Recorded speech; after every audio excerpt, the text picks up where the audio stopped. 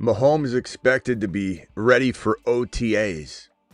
What do we hear over and over and over from the worried William and the angry Angus? It was, Smitty, I just don't think he'll be ready for week one. That's why they brought in Justin Fields, Smitty. But we told you this is a not normal human being. This is an alien named Patrick Mahomes that works harder than anybody probably at the position, or at least equal to maybe one or two other guys that we think are deemed worthy of that type of description. But Patrick Mahomes is not human. Patrick Mahomes is somebody that's going to be ready for OTAs, and Rice and Walker and Emmett Johnson, one of the best cuffs, if not the best cuff in fantasy football 2026, showing the cuff board here. We'll talk about this cuff board more, but this might move to like 2 or 3. This is one of the best cuffs in fantasy football, from 6 to maybe 2 or 3. Truly believe Emmett Johnson is potentially a league winner. We don't want him to start, but he will have league winning potential. Mahomes, Kenneth Walker, Emmett Johnson, Rashee Rice, even our boy Xavier Worthy might be back in our good graces because he had the shoulder, but people are kind of writing him off. And then more Jadarian Price conversation around his redraft value and how different it is from his dynasty value. He's just an absolute steal in redraft. As we said all offseason long, to draft Price and Coleman together in best ball on Underdog, promo code Smitty, where Underdog will match your first deposit 50% all the way up to $1,000. We've been cleaning up on the Jadarian Price and Jonah Coleman offseason.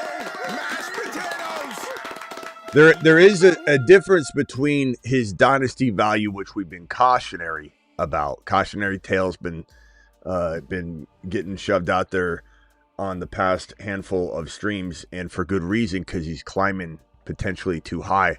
You need to be able to be cautiously optimistic, and that's what his redraft value is and has been.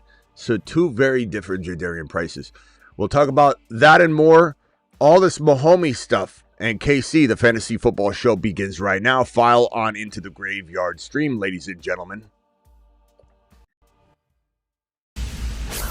Live from the TheFantasyFootballShow.com studios. It's the Fantasy Football Show. Live! Monday through Friday, 8 p.m. Eastern. Smitty is also live whenever news breaks. You're watching a graveyard stream. Ladies and gentlemen, Patrick Mahomes, according to this report, a bunch of other reports, by the way, but Adam Schefter reporting that Chiefs QB Patty Mahomes is on track to participate in Kansas City's first OTAs. Obviously, a setback can happen. We need to keep monitoring the hell out of this thing, but what do we tell everybody? Oh, he might not be ready for week one, The guy's going to be ready for OTAs. And he had plenty of time to recover. He's also going to dial it back a little bit, I'm sure, at the beginning of the year. But don't be surprised if even in week 1, the guy scrambles like 30 yards and then kind of trots out of bounds and everybody goes, whoa, Patty. Whoa, Patty. And Patty kind of just like smiles, throws the ball to the referee, and just meanders on back to the huddle. And look, he's not going to dial himself back when he's sitting there watching an open lane emerge.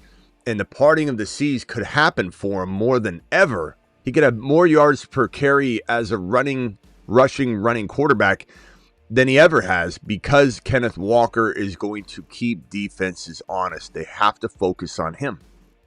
And they're certainly going to, with an ACL recovery on the docket, when they're looking the day before and they're like, okay, here's what we're going up against. Patty Mahomes, they're covering ACL. Kenneth Walker, NFL Super Bowl MVP. Oh boy, we better worry about that, right? Mahomes is going to get a little bit here and there, but their plan of attack is to kind of change everything into, I don't want to say a run-only offense, but because Rice is still going to cook.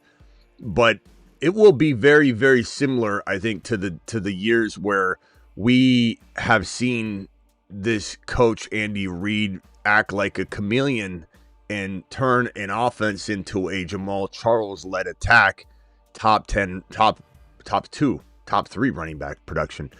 And then also still be able to throw the ball. No one's saying Mahomes can't have a top 5 QB season in the constructs of this season that we're walking into, in the confines of it. because Mahomes, yes, won't be running as much early on. Again, it could be more yards per carry. He might be in his bag come week 10, and he's rushing the hell out of the ball. But again, it doesn't even matter because Rashee Rice is there for the whole year. He's there for the off season. He's there for the beginning. No rough start throwing him to the wolves after a suspension or an injury. Worthy's going to have his shoulder good to go. Kelsey's back. Emmett Johnson's in the mix. This team is a really, really, really strong offensive of production-based, fireworks, top 5 potential offense in the National Football League type of unit. This team is going out there to explode and have maybe a touchdown leading running back in the National Football League. I think Genty and Walker and Bijan and Gibbs could all be fighting for who's the biggest touchdown getter in the National Football League, a combined touchdowns and rushing and receiving. This might be a guy that's competing for the rushing title. Might absolutely be top 3 or 4 in the league.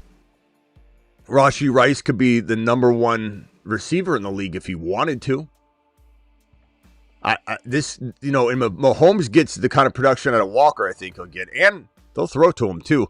And he gets the amount of production I think he's going to get out of Rice, Worthy, and Kelsey.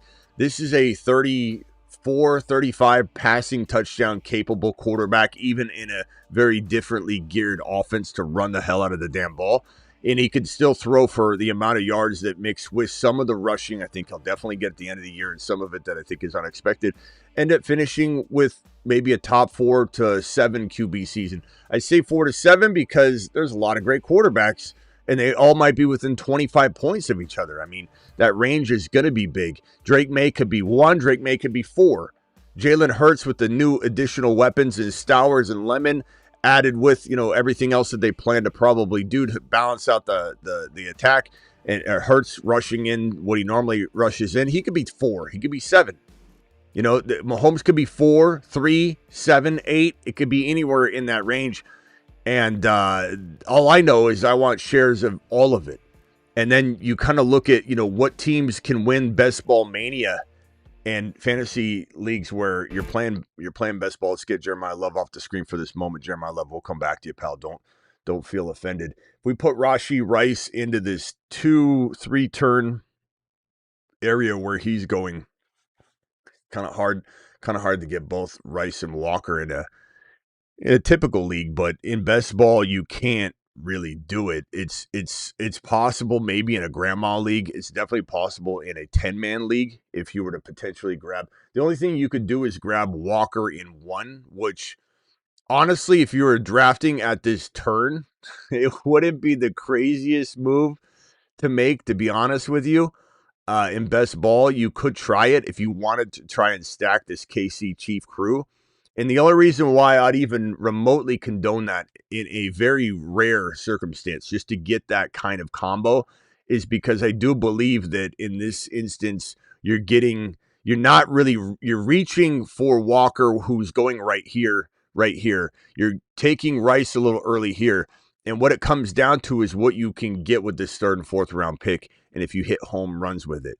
It is probably not likely, though. Don't do it very often. Please don't do it. Please don't ruin Walker and Rice's ADP. I was even hesitant to say that because some of you will take something I say and then you'll implement it at 100 miles per hour on repeat over and over. That is not condoned to do consistently. In auction drafts, you can assemble what is more likely to be values that are around this territory. Okay, so if you were to, and none of that should be in Dynasty. But if you were to, let's say, in a auction draft, try to compile, let's say, a Genty, Walker, and Rice combination, you could easily pull that off an auction. And you could try and get some BTJs, some Jordan Tyson, some players like that, to Mike Evans, to fill your wide receiver room. In an auction, there's a real chance you could pull off, let's go with a Tyson, who would have equivalent, again, I'm talking auction. Tyson would have an equivalent of like a 6th, 7th round, ADP. Let's just put it like right, here or so. Mike Evans has that value that's kind of like lingering around 3-4. So you could potentially get him in an auction. You could walk away. Probably one of my favorite looking auction builds would be something along the lines of this right here. And what wide receiver could we get that's cheap? Probably BTJ. So something along the lines of this. You could walk out of a dynasty auction or a redraft auction or dynasty with this kind of team right here. This would be a pretty remarkable squad to start building around in 2020. But as you can see, the way that these, BTJ is more of probably a 5'6" guy. So as you can see, pretty hard to build this in a regular draft. So auction drafts have a little bit of an advantage to try and get this. But my point being that, if for any reason Rice falls into the third round, if for any reason Walker falls to the low second, and he's a 2-3 turn player, we're going to be able to naturally get Walker and Rice at the 2-3 turn. And we just got to wait for that day to come. It might not come. The ADPs might not adjust in time. But we've seen players all over the map. London was at 12, 13, 14. He's now at 20, 21, 22. Nico Collins was at 13, 14, 15. He's now at 23, 24, 25, 26, 27. And so once A.J. Brown, what do you need? Disruptors, ADP disruptors. Once A.J. Brown gets traded to the New England Patriots, then guess what happens? Then all of a sudden, we're sitting here inserting AJB above guys like potentially Rice. In some cases, some would say Walker because they're wide receiver hungry. A lot of wide receiver people out there still in the underdog world and in fantasy football. But this is a combo we got to look for to try and regain later on. Don't do the first, second round turn thing very often at all. Please do not do that. So excited about this news. And then on the Jadarian Price front, make sure you guys are all over this information. I had this video drop earlier today, and it was a doozy. Jadarian Price is such a phenomenal redraft pick. It's crazy. I'll show you what we what I encountered doing some drafts today, and there's a whole video on this, so make sure you go watch that video. But as you can see right here, if I could throw these on screen, this is a draft where I just finished earlier this morning in a slow draft compiling this first 6 overall picks. JJ, Hampton, Buka, Evans, Bashal, Tuden, Jadarian Price. The key thing with Price is that there's no guarantee that Charbonnet won't come back. There's no guarantee that Price will hold up because he hasn't shouldered the workload like other running backs coming out of college with a resume that proves that they're capable of doing it. And we're also looking at a potential committee type mentality in Seattle. The running back coach elevated to OC. We don't know what he's thinking yet. One small statement by this OC that says, we're going to run Price out there as a 3-down back. All of a sudden, Price goes from this round 6 value to 4 or even 3 in redraft. In Dynasty, he's going in the 3 territory, which is why you've heard a lot of content lately when we break down rookie rankings. And there's been some confusion where people think we don't like Jadarian Price. In redraft, Jadarian Price is a moon man. The moon man. In redraft, Jadarian Price is a league winner. In redraft and best ball, Jadarian Price is zero risk, essentially at the 6th drafted player territory and all upside. So when we're talking about Jadarian Price from a dynasty angle, we're talking about people wanting to take him in the 3rd round in dynasty startups. It just doesn't bake in some of the risk you get when you get him in the 6th round as a 6th drafted player. Now, I get the appeal, and I think even I would be very, very comfortable with him being a late 3rd rounder if, let's say, something was said from the staff that makes us think that this is going to be an every down back right from the jump or whatever. But this is very much baked in. And so you see Jadarian Price. This team is fire. Hampton, Bashal, Tuten, Jadarian Price, Evans, Egbuka, JJ. What a squad. Let's see if I can pull up the other teams in situations that I was kicking around earlier. Go watch this Jadarian Price stream if you missed it. This is another team. Look at this squad right here. Drake May, Mahomes, bully QB. It's 1 QB, but I bully QB'd it. Bucky, Jadarian Price, RJ Harvey, eventually got Jonah Coleman and Kenny Gainwell, right? JSN, Rice, AJB, Concepcion is my 4th wide receiver, which is one of my favorite moves in best ball, period, in 2026 is getting that KC Concepcion as the 4th drafted wide receiver. But to have AJB probably cuffed to Drake May, to have Mahomes cuffed to Rashee Rice, to have Bucky eventually got Gainwell, Price and Harvey eventually got Coleman. This Jadarian Price as even my 5th drafted player here. We're getting him late 5th drafted player territory when we got Drake May as the 6th drafted player instead. Like, that's where I'm okay switching that briefly. If you can if your picks are close, your 5th and 6th round picks are close, and you can say to yourself, well, I'd take Drake May here, actually at 5, but I'm going to take Price here and then take my quarterback because Hurts is there, Drake May, JD5, Joe Burrow, and I know I'll get one of them. Then you can push the 6th round pick into the 5th to make sure you get it, and that's a nice, comfortable way of reaching on a player maybe slightly higher than you want to reach. But JSN round 1, Rice round 2, AJB round 3, Bucky I got in round 4, which is just ridiculous to go running back 1 shopping and get Bucky, then get Gainwell later, which I did, and Jadarian Price here as your running back 2, and still have a bully QB and a 1 QB. This is elite. This is a monster team. This is like a pizza party team where we just, hey, fly out. Let's rent out a room. Pizza party on Smitty all Saturday long here in Arizona on me. That's a pizza party team. This team right here is a pizza party team, and they center around Jadarian Price in round 6 or end of round 5, round 6. Now, again, just like I made that small little comment about maybe one time out of 1,000, you could try a Walker Rice combo just to get it. Don't go out there and start grabbing him in the 4th round because Smitty says he's going to the moon and redraft. The moon men dropping loads in outer space. Don't ruin the upside that is Jadarian Price in the 6th round because Smitty says he's great in round 6. But again, back to Dynasty, be careful not making him the 1.2 without even consideration to Jordan Tyson or Carnell Tate. I don't mind him 4. He seems very good at 4. He seems really early at 1.2. He seems really early in the 3rd round in Dynasty. People are overreacting in Dynasty without baking in or building in any sort of protection or safety net, which is odd because, again, in redraft, it doesn't seem like anybody is worried or isn't reaching for him at all. I think that changes. Jadarian Price at 52 to 62 is where he's going right now.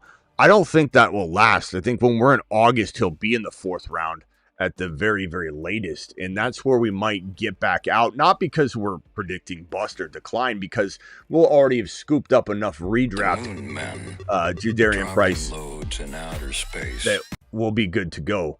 Let's go to these super chats. It looks like I got 1 super chat on YouTube. I think I got a Rumble rant over on Rumble. My Rumblers in the building. Appreciate you all here. Aldi, Hammer, Simi Valley.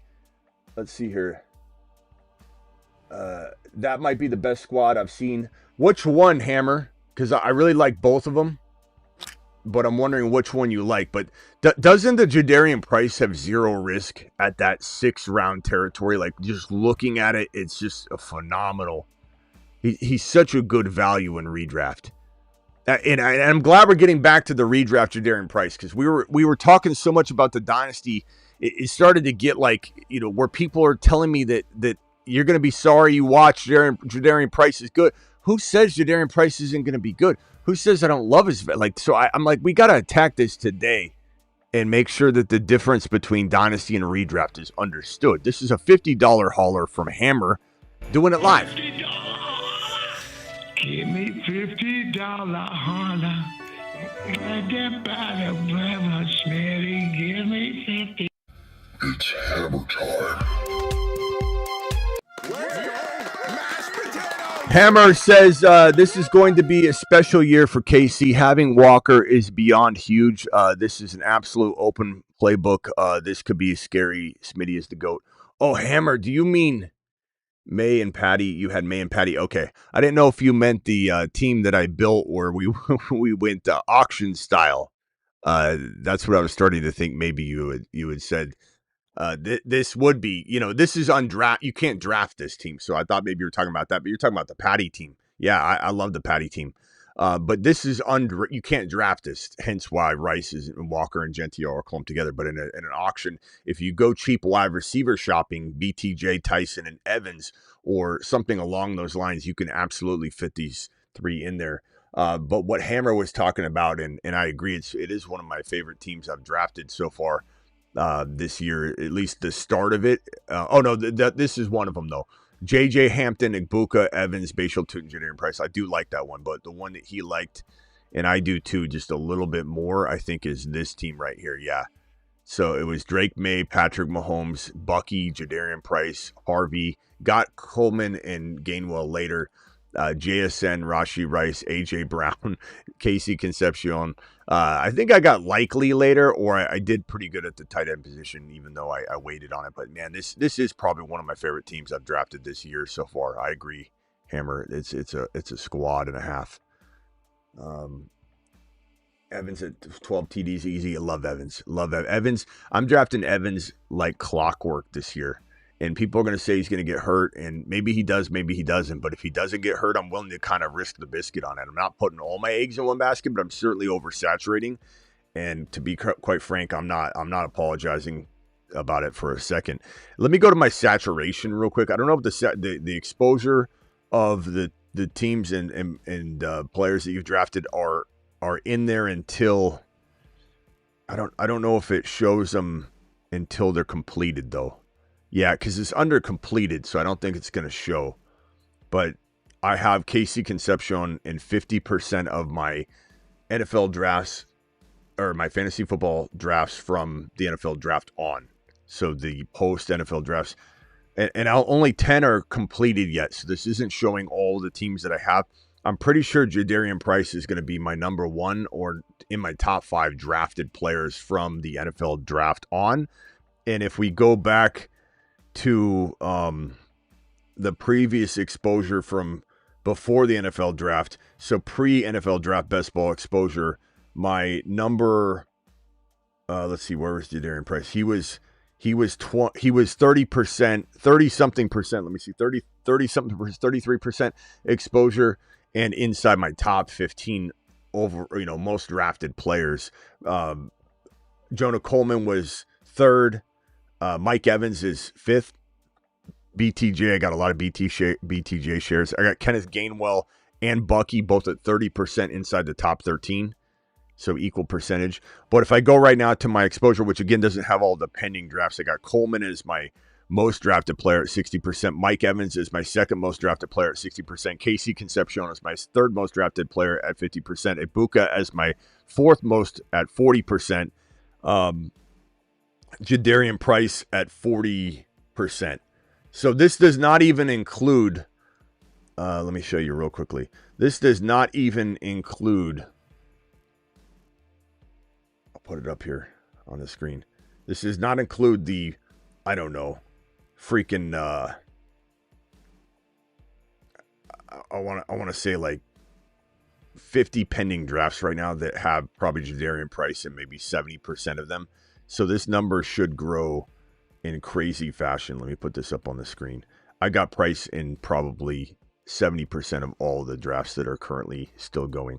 So of the drafts that I've completed so far, here's my this is post NFL draft. You can see Coleman. Oh yeah, Coleman's first.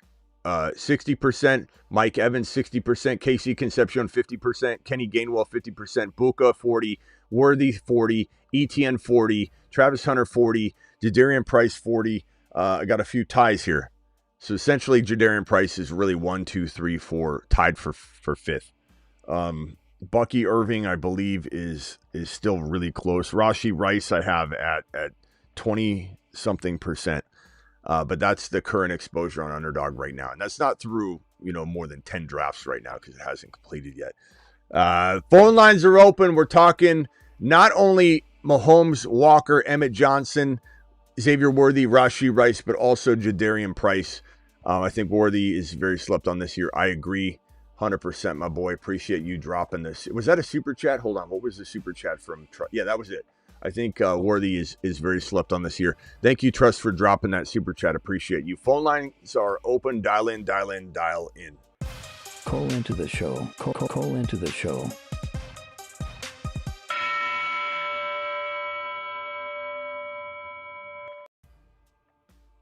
All right, phone lines are open. Dial in. Let's have a conversation about all these players. And my rumblers over there like saturation when you draft. I feel like you have a good mix. Yep, Evans 12 TDs, love it, bro. Earlier, I was getting Evans in the 80s, Monty in the 100s. Not a big fan of Monty. Chris Rodriguez, not a big fan of Chris Rodriguez. Kenny Walker in the 40s, love that. Man early killed Ibuka's 50s, most drafts. Nice job, bro. Mahomes' current ADP will feed families. It's unbelievable, bro. Mahomes' ADP right now, if we're looking at the rankings and the ADP data on Underdog, promo code Smitty, will maybe be drafting a draft tonight. I'm not sure. It's possible, but Mahomes' ADP is so ridiculous, bro. He's QB number 12, so he's the last starting quarterback, and he's 94 overall. It's stupid ADP. It's just stupid, ridiculous ADP. And it goes back to what I was trying to say here. And you could really get him in the auction as well into this mix if you were to auction draft Mahomes with BTJ, Tyson, and Evans as your cheap wide receiver crew, and then go ham with Genty, Walker, and Rice.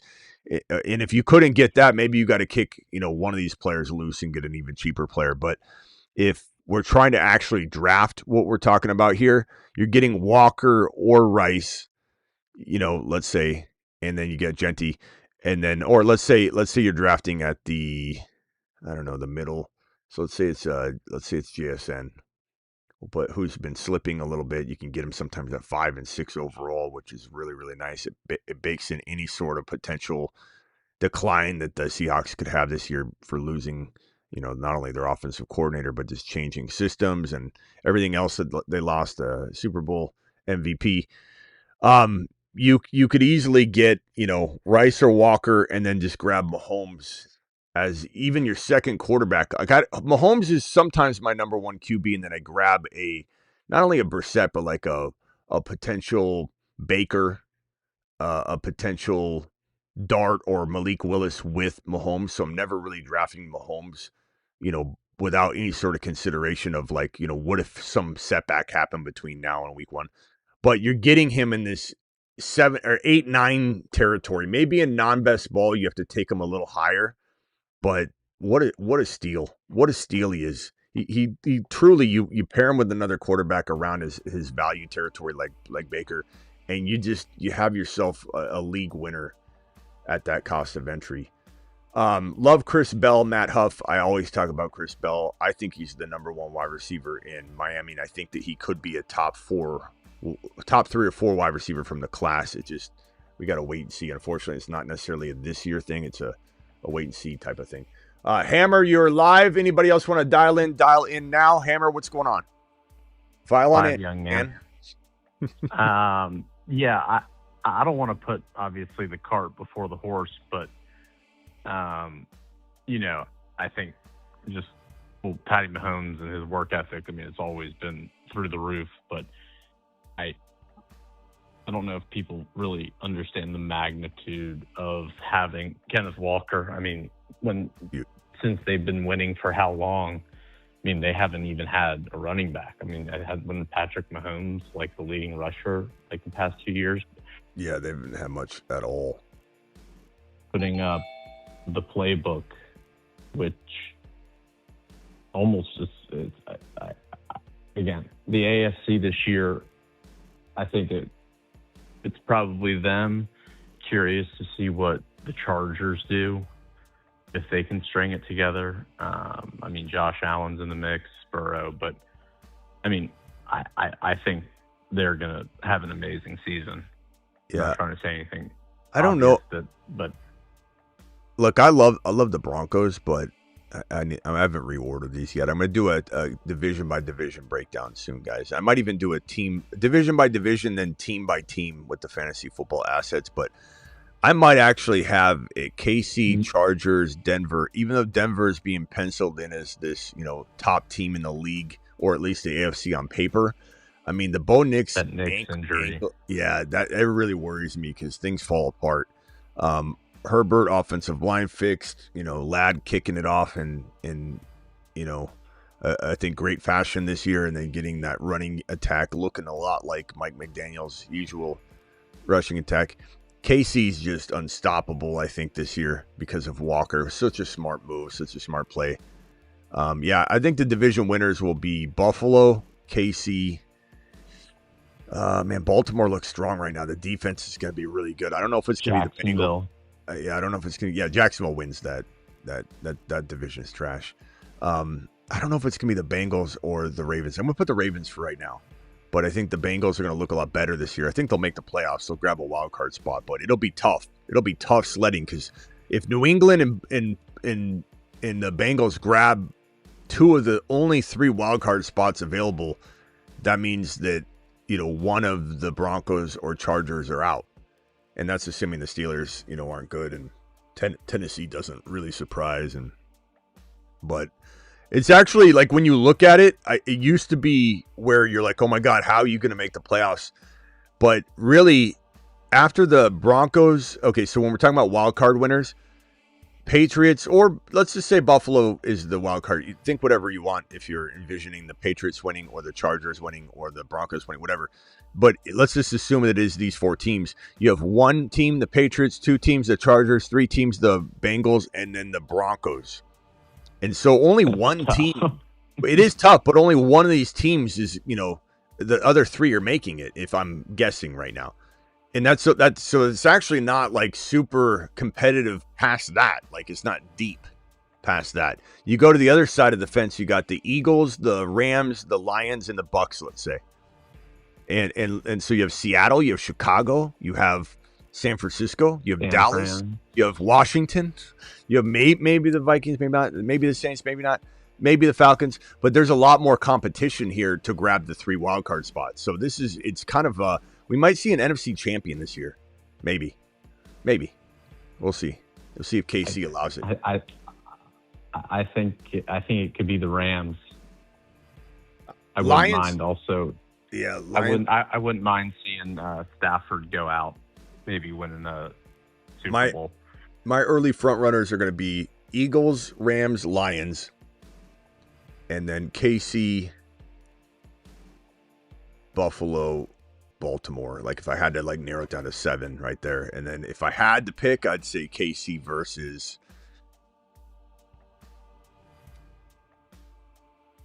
I guess Philly, but I don't know. I want Detroit. We'll see. All right, Hammer, back over to where were we at here? We're talking about Walker. We're talking about Rice. We're talking about Mahomes. Yeah, just overall, just kind of can't. This is like a brand new Kansas City that really we haven't seen really, like you said, kind of since a Jamal Charles type. Yeah, I mean, just having that weapon. I know Angry Bruce, would talk about the linemen. I mean, Kenneth Walker alone changes that tremendously. Poor John.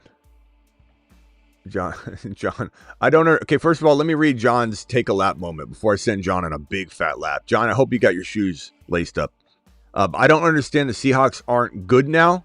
They have an offensive head. Who said they aren't good?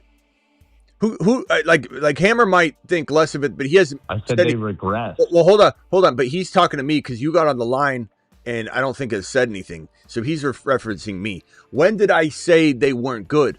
I said they're taking a step back. So you're completely putting words in my mouth. They're a good team, but they're not the same team, bro. At all. And then to read your second comment here, most coaches won't hire people that are better than them. Okay, now there's some truth around like Shanahan doing, but like in general, bro, you're telling me that when you bring in a Ben Johnson or you bring in a guy like Zach Robinson, or you bring in a Liam Cohen when it happened, you get out of here. It's not like something that never happens. And second of all, you're saying it's very likely the Seahawks head coach was the actual brains. Bro, Kubiak called the plays. Kubiak constructed the offense. What in the hell are you talking about, John? John, don't come back for maybe, 40 laps. 40 laps, John. Take a big lap. We don't need your head.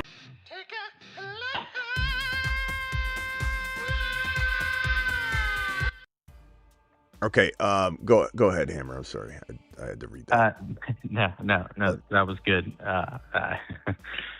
Yeah, no, I don't think Seattle's trash. I just think they do regress. That's all. But no, I think it's going to be interesting this year. But the NFC definitely is that's tighter. The NFC is just loaded. John, why are you still speaking? You should be running. He says you've been saying Seahawks might not make the playoffs. Bro, they still could be a good team might not make the playoffs. You didn't say, but hold on. That, actually. I said that. But hold on. This is still a very, very tough fight to get 3 wildcard spots. Teams that are good are going to get nudged out. You think the Broncos aren't good? The Chargers aren't good? The Patriots aren't good? The Bengals aren't good? Because one of those teams ain't going to the playoffs, pal. You think the Niners aren't good, or the Seahawks, or the Commanders, or the Bears? One of those teams is not. 2 of those teams aren't going to the playoffs, pal. Like, what in the hell? John, stop talking and just run. I mean, really, Husseini, this is your show, bro. This is your show. You've been waiting for this moment the whole entire offseason. Salivating. Husseini with his super chat here, $20 super chat. Just now tuning in, I'll have to rewind the show, but Mahomes and KC coming for blood this year. Everyone is doubting and counting us out. No, not really. I know you want to be the underdog, but you're not really. Like, no one's saying you guys are down and out, but whatever helps you get pumped up. I love it. Rice and K9 will be league mother flipping winners. KC Revenge Tour coming in hot, baby. And the Revenge Tour board we've got Walker should be on this too. Really, because let him walk. I mean, he has a chip on his shoulder also. And he just didn't play well all year. So I kind of, and Rice, well, yeah, Rice, think, Walker. All 3. It speaks kind of to the whole running back coach, if you kind of think about it, and the whole split running back that he was running. So, man, all the KC Chiefs are revenge tour. I mean, even Worthy's on a revenge tour. Walker's on a revenge tour. Rice is certainly on a revenge tour. So the entire KC Chief revenge tour group right here is pretty fantastic. Let me get Rice up in here. I mean, you could even put from a fantasy offense, I mean, it would probably be them, Cincinnati, and Dallas. I would probably want the most of. Yeah, this is a revenge tour offense for sure. But look at all these guys: Rice, Walker. Wow, this is a group right here. This is such a revenge tour group if I've ever. The motley crew. Look at that motley crew. Yeah, Walker's too straight and narrow for this crew though, and Mahomes, to be frank. Like Mahomes and Walker are like they're hanging out with the wrong crowd. Like what? Yeah, Rice and Kelsey doing whatever they're doing on the side. I don't know. All right, let's see here. Thank you, Husseini, for dropping the 20. I'm excited about this year. 35-month membership from the Patrick. Patrick, where you been, pal? Love the show. Got a couple quick hits. I don't like this I don't like the Jags. I think there's a dramatic fall off from last year. I also hate that the coach Stefanski is going to ruin four fantasy studs. Don't worry so much about Stefanski, Patrick. There is still a little bit of concern, but keep in mind that Tommy Rees is the play caller. Tommy Rees is the head of things over in Atlanta, and Stefanski's ability to ruin it for Tommy Rees is to control the quarterback room like he did over in Cleveland. But guess what? We like Tua. We also like Penix Jr. So at the end of the day, we're not really going to be put in the bind. And Tommy Rees did what he did with Fannin, top 5 tight end in football. Is pretty damn good, bro. And when Judkins was healthy, there were moments where we liked what that looked like. I'm not too worried about it. Would I love him to have a different coordinator and head coach? Yeah. But I think this is going to be better than people think. But this is why I have Gibbs number 1. So they're not ruined. No one's getting ruined. And also consider that just because Tommy Rees made Fannin top 5 doesn't mean he's not making London the top 5. Like, it doesn't just always revert to, if he's good with the tight end position one year, that Tommy Rees could only design plays for the tight end. Keep in mind that Fannin was the team's number 1 wide receiver. So London probably goes to the moon with Tommy Rees, to be honest. I think, Pitts will have a good year, but I think it's more about London's going to be his Harold Fanta Jr. And honestly, like, Shador was set up for failure, and Tommy Rees still got him as prepared as he possibly could. and there were some good moments there. So I think this could be better than you think. As far as your other question, what was the other thing that you said? You said, Jags. I don't know why you would think that. Liam Cohen has done nothing but prove he's amazing.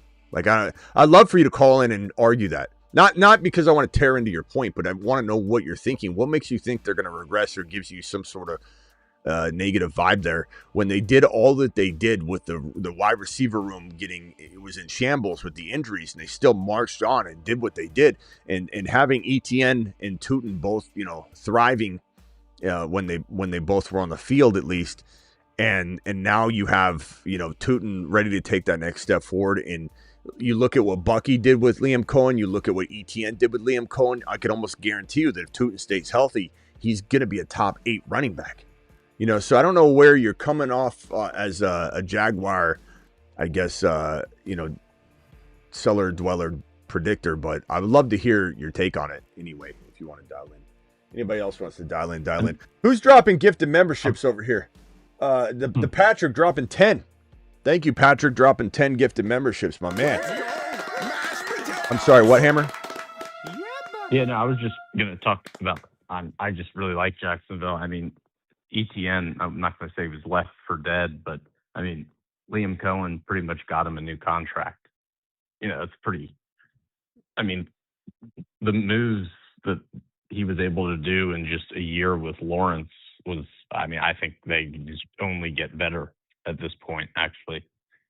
And I think when you have the number 4 wide receiver from the year prior not do anything, and you still have your wide receiver room produce, and Trevor Lawrence produced at an extremely high level.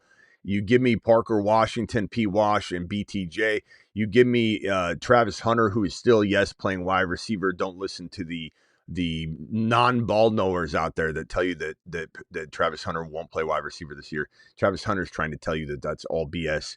You give me even Myers, I think, who we're overlooking. I always overlook, I admit it, but this is a really good wide receiver room.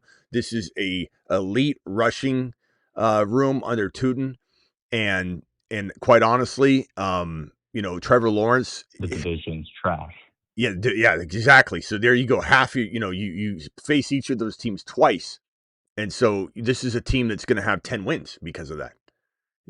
So they're going to win the division. And how do you doubt T. Law at this point? The guy was probably one of the best quarterback prospects to ever come out of college. And it's not like we got it wrong. He had system after system turnover, where they brought in Urban Meyer, and that was the first year, and it was a throwaway year. He didn't have a rookie year. And then he goes out and has a rookie year, and then his system keeps changing, and he finally gets an elite play caller and system, and look what happens. Is it a coincidence? And the fact that he had this entire wide receiver room ravaged with injuries and just bad play, and he still delivered, especially at the end. I don't know, man. This is a really exciting team. So I'd love to hear Patrick, your take on it. I'm not trying to rip apart your take. I'd love to know. But anybody that got a gifted membership from the Patrick, please thank him. Appreciate you for dropping that. But yeah, this is such a good squad in my opinion. Exciting fantasy team. P. Wash we love, Tootin we love, BTJ we love. Some people get misunderstood about think they take my stance wrong when they hear me say I like P. Wash and then I like BTJ. How could you like, which one is it? I like both. And if I can cuff them together in best ball, I will if the cost is right. Sometimes it is. And you got to take BTJ sometimes before Parker Washington, but in best ball, it's a very fine cuff. Very few wide receivers are good cuffs. Bruce, you're on the phone. What's up? You're live. Hey, Smitty, got a quick question for you. Yeah. With the Chiefs and everything that's going on with Mahomes, would you still cuff Justin Fields later as a just-in-case emergency or no? 100% depends on your scenario, my boy. If we're talking about a 10-man league or your grandma league or whatever, it's Mahomes. Like, what's the quarterback room look like, or the quarterback waiver wire look like in your league? If it's let me see if I can get this to focus. Hold on a second. if you're able to get a quarterback on waivers at any moment, like on command, then yeah, you're probably not cuffing Mahomes. But if you're in a best ball and you can grab Fields and Mahomes together, then you grab one more quarterback. Like, I mean, I preferably want a big name still. We keep using like Baker as an example. This allows you to grab Mahomes and Baker. Baker somewhat earlier and Mahomes, not that much earlier than Baker. So this is late quarterback shopping. And then you go ahead and grab Fields at the very, very end. You've got yourself a really buttoned up quarterback room. But that's in best ball. In a home league where you barely grab a backup quarterback, some leagues do that. Some leagues have three. Everybody has three quarterbacks. Probably not as likely. Because you're housing, especially if it's like 18-man roster, 16-man in a home league, you're housing an extra quarterback. It's hard, especially when they literally are. You're almost thinking they may never be used. How do you hold someone like that? You can't. So it's best ball. Best ball is really good to do the cuffing situation, and then keep an eye on them. Now, if you're in like a 20-man plus, lineup or roster, and you can put Fields on the bench and just store them where you're storing guys like DeMarcado, even though you have Emmett Johnson, like that deep of a roster, then sure, just it's okay to grab them. Super flex, he should be grabbed. Any Mahomes owner better have him in Superflex. That's a must. Okay, yeah, because I seen it and I was like, Husseini. When I see, and I was like, oh man, I don't know how we got to do this with like Mahomes and best ball and all the other stuff. I was like, if that makes sense. Thank you, Husseini. Yeah, I mean, it's case by case, Bruce. It is case by case. It's never going to be as simple as, yes, you're cuffing Fields, because if somebody has not the right roster depth for that, then it's a laughable thing. Like, you'd be stupid to do it. And then there's other scenarios where it just depends. Depends on everything. Okay. My boy, Bruce. All right, Bruce, mute yourself. I'll be right back for you. If you have another question, cook it up. When I say counting us out, don't mean you, Smitty. No. No, Hussein, I didn't think you meant me. I know you know that I know that you know that I know that Casey's going to the other freaking moon, pal. We all know that. To the moon. No, what I'm saying is I don't think the rest of the world's doubting Casey like you want to believe. But it's fun to believe it, so just close your eyes and picture it. But yeah, I mean, they're not counted out. I think there are a lot of Mahomes haters that you hear from people about that. But I don't think anybody's sitting here going, oh, they added Walker. They're trash. Like, Rice is playing a whole year. Trashed. I think they're very much, you'll hear Collinsworth drooling. The sound of Collinsworth drooling here real shortly. Don't you worry. They're not underdogs. But I think people are wondering if Mahomes does struggle or something, or if they don't get Mahomes back for week 1, which is obviously kind of getting put to bed right now. I don't think you'll be underdogs by any means. But of course, I don't think you think that I think that they're underdogs. When I say counting, okay, so I mean consensus on social media. Bold prediction, KC top 3 defense and top 3 offense this season. I like this bold prediction. After this draft, we don't have any weaknesses either side of the ball. And you were on the money in terms of what your team was going to take. We had Angry Bruce calling you essentially a buffoon, bro, over and over and over. Just consistently, Angry Bruce is so mad that you thought that the Chiefs were going to draft defense. Yeah. And every time Angry Bruce he gets in here and says Mahomes will be hurt by week 10, which is just, I'm going to keep putting him timeout when he says things like that. But let me go to the $50 bold prediction board and put your prediction on screen. So essentially you're saying what? You're saying top 3, KC top 3 defense and top 3 offense. We'll have to calculate that or what that looks like when it happens, but that's a pretty good one. Top 3 offense, top 3 defense. KC, okay, got it right here. Let me put it up here for Husseini. Husseini, thank you for the bold prediction, pal. There you go. Boom. Rock Out has one on here. Bold prediction, Buka top 5. I like that. And what is Smitty, you can give that I dropped to someone in the chat that you'd like. Okay, yeah, let's go. Who deserves a bold prediction up in here? Let's see here. Evan Claire's laughing. I don't know why Evan Claire's laughing. Evan Claire, are you laughing for any particular reason? Please do share. I'll put it up on screen. Let's see. Matt Huff, he deserves some consideration. Who's here day in and day out? We already got, DJ's already got one or two from that. Let me see if I can find somebody that's in here day in and day out that deserves a bold prediction. Let's see. Who was first in the building? Mile High deserves one, I think. Mile High, it is yours, pal. Drop your bold prediction on behalf of Hammer. So Mile High will put it on screen. Thank you, Husseini. Appreciate you dropping the $50 bold prediction. All right, phone line is open. Dial in.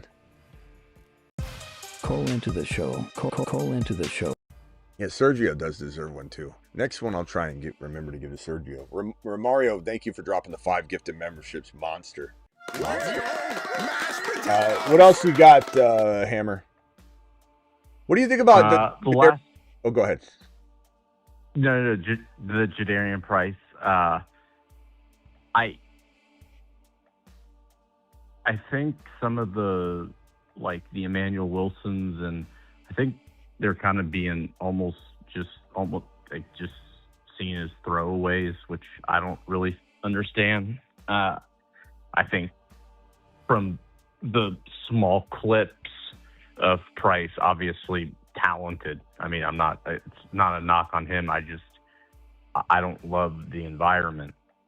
It's probably not going to be well received, and Charbonnet will come back at some point in the season. So I'm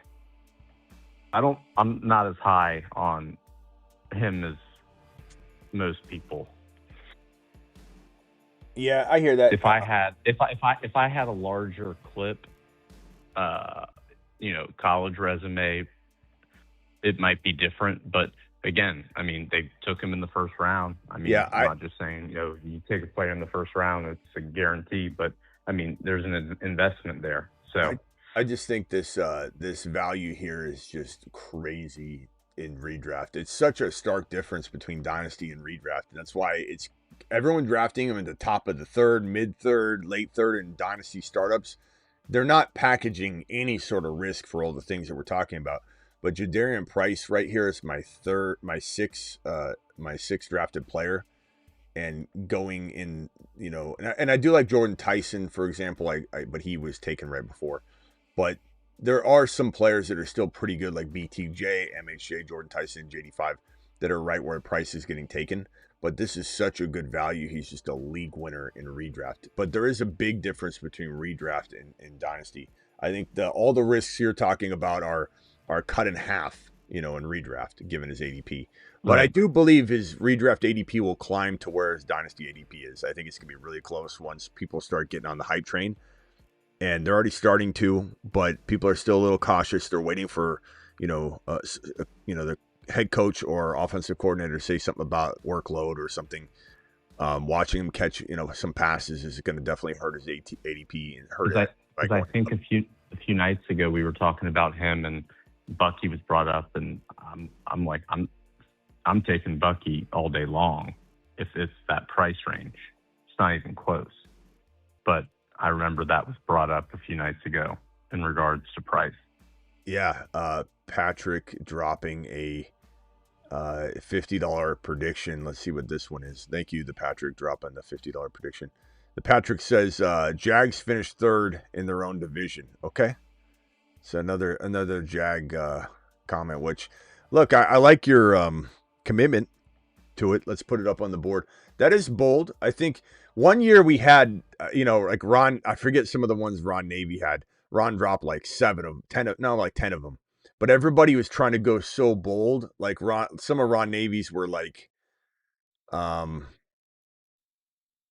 want to say it was like, what was that wide receiver for the Steelers last year or the year prior?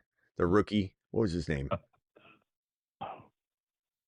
The rookie. Not the guy who just who was just like very average. Yeah, like, yeah. Never turned. What was his name? Well, anybody help me out, guys. Chat usually has it within a second once I say it, but there's a 10-second delay.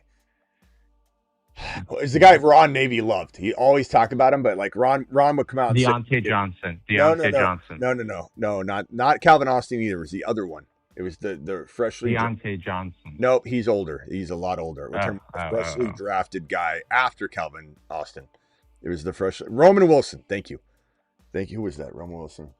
Yeah, Roman Wilson. Ron would have him like in the top freaking 7 or something like that. Like those were all the bold predictions were just crazy off the wall. So we need some like this where they'll actually be correct, because we might, out of all, let's say we have 100 bold predictions, 50, whatever, there'll be like 10 or 11 that can even be considered, because either they'll be too easy or they'll be way too hard. So this is one you can accomplish. Jags finished third in their own division. Pretty bold right now, I think. That's a really bold statement, because their division is they should be able to cakewalk this division. Like, that is a bold statement. The Jags are third in their own division. That means that two of these teams are going to finish higher than them. Is crazy. So I like the bold prediction. I don't think you'll be right, but I like the bold prediction. Thought you're going to say, okay. What do we got here? Bruce, you got anything else, Bruce?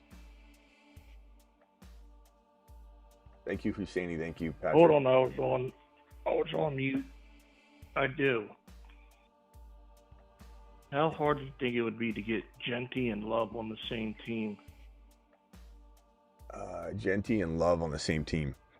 Not that hard at all. At all. I mean, you have to take Genty in round 1. But that's where he deserves to go anyway. But he is falling into the second round. So I think, there could be a world where, so Love's going at the 2-3 turn. Okay. So if you were wanting to get this in a way that you're literally walking into, in your eyes, the best ball championship. Let me clear all this board here. You're needing Genty to fall in the second round, which sometimes happens. Let me pull up Genty's updated ADP as of this moment on Underdog, promo code Smitty, where we draft. I don't know if we'll draft tonight or not. I'm not sure. Let me think about it. But on Underdog, promo code Smitty will match your first deposit 50% all the way up to $1,000. But if we go over to the Underdog ADP, and let me pull up the rankings. Let me go to NFL. Let me sort by the current 2026. Okay. Genty is going at 11 overall. So he's already climbed back up into round 1. He was going at like 14, 15. I was saying, like, in a crazy scenario, maybe he slips a little bit. So you're taking Genty and you're taking Love early. So Genty at this like 11 or 12, and then you're taking Love a wee bit early. You could also take Genty a little high and then take Love lower, but that's what you're getting. And you can get it every time almost, just depends on where you're drafting. So if you're drafting at 1, 2, or 3, maybe not, because you're not going to take Genty that high, and then you might not even get Love. So I'd say, like, anytime you're at like mid to late, you can pretty much get it right now anyway. Jeremiah Love should climb. I wouldn't be shocked if Jeremiah Love, who's going at the 2-3 turn right now, ends up being a top 14 player again real soon. Yeah, because I didn't know how hard it was going to be with their ADPs, and I know you're not a big proponent in like jumping early, so you rise them, and you're kind of like, what do you do? Did Mile High drop his bold prediction? I'm going with my thought from a few weeks ago. Denver wins the Super Bowl. Sutton is then moved prior to 2027. Denver wins the Super Bowl and moves Sutton before 20. Okay. I'll put this on the bold prediction board. This is from Mile High. That's his bold prediction, gifted by Hammer. So let me go throw that over on the board. I don't know if Travis is in the building tonight. Travis, are you there? I don't know if anybody's seen Travis. So Mile High, thank you for dropping the bold prediction. The Patrick, thank you for your bold prediction. These bold predictions are pretty good. I like having them on screen this year. Last year we had them on the board, and it was so tough to. Purple. Why does Purple John have a bold prediction? He won it. He won it. It was the first person to call in. 1,100 yards, 10 TDs, wide receiver 10 for Tyson. Okay. Surprisingly, I love Tyson, so John and I for once agree. Either that or he agrees with me. DJ says Sadiq top 5 tight end as a rookie. DJ said Concepcion number 2 rookie wide receiver. This one right here, Travis says Shuck top 8. JCM top running back in the NFC East. Caps, that was so bold. Oh my God. Denver will win the Super Bowl. Bo Nix MVP says BBQ. Husseini says prediction JSN may regress and disappoint us. Hammer's got one here. Says Washington wins the NFC East. Hammer's got another one. New England and Seattle missed the playoffs. Dallas trades with Cleveland at 6. AZ trades down. That already lost. Who was that? Yeah, I think that was me. Oh, okay. All right. But I do. I'm gonna take that. My take though on my bold one on the Seahawks and Patriots. I genuinely think that there is a real possibility for that. Like I see a world where it very could happen this year. So that one I took off then because it was already lost, right? So I just no. Wait, what? No, I was saying my bold prediction of the Patriots in Seattle not making the playoffs. I got you. I have a pretty good feeling about that one, unfortunately. Another $50 hauler. This one's from Ziggy. Give me $50 hauler. Let's see here. Smitty, give me $50. Ziggy, appreciate the super chat. Says, been a minute since I've been on the live. We haven't seen you in a long time, Human Ziggy. Been on live, but I wanted to thank you, Smitty, for everything you did for the fantasy community. Been following you for 4 years. Looking forward to July 18th fantasy football season. For those that don't know, we're all going to the Scott Fish Bowl, or a lot of us are. BBQ, Hammer, Human Ziggy will be there. Simi Valley, Landman, Turbo. Forgive me if I'm forgetting names. So many people are showing up to the Scott Fish Bowl. Like we have like 10 people. Even if they aren't joining the Scott Fish Bowl, they're potentially still coming. Like Denny. So we have like 10 people flying out. Many of them in the Scott Fish Bowl, but it'll be great. I'll be live streaming it, so it'll be exciting. You can put a bold prediction up if you want. Anybody drops a $50 bold prediction or $50 super chat gets a bold prediction on this board. So drop it like it's hot. That would be a win for sure if it happens, says Jose. What's Jose talking about? Neither team makes the playoffs. Oh, that one? Yeah. I mean, it's a bold one by Hammer. That one, seriously, like Seattle has a lot of issues repeating or even being remotely as good. Doesn't mean they're not a good team. They were the Super Bowl champion. So like John speaking out of turn saying that I said that the Seahawks would be bad. I didn't say that. Hammer's saying that. I'm saying, and he's not even saying they're going to be bad. They're just going to miss the playoffs or whatever. Tough division. Yeah, it's a very tough division and tough to grab one of the wild card spots because the NFC it's such a tough, thing. Patriots will have to really have something bad happen to not at least get a wild card spot, says Travis. But one of those things could be the Vrabel situation is kind of currently happening.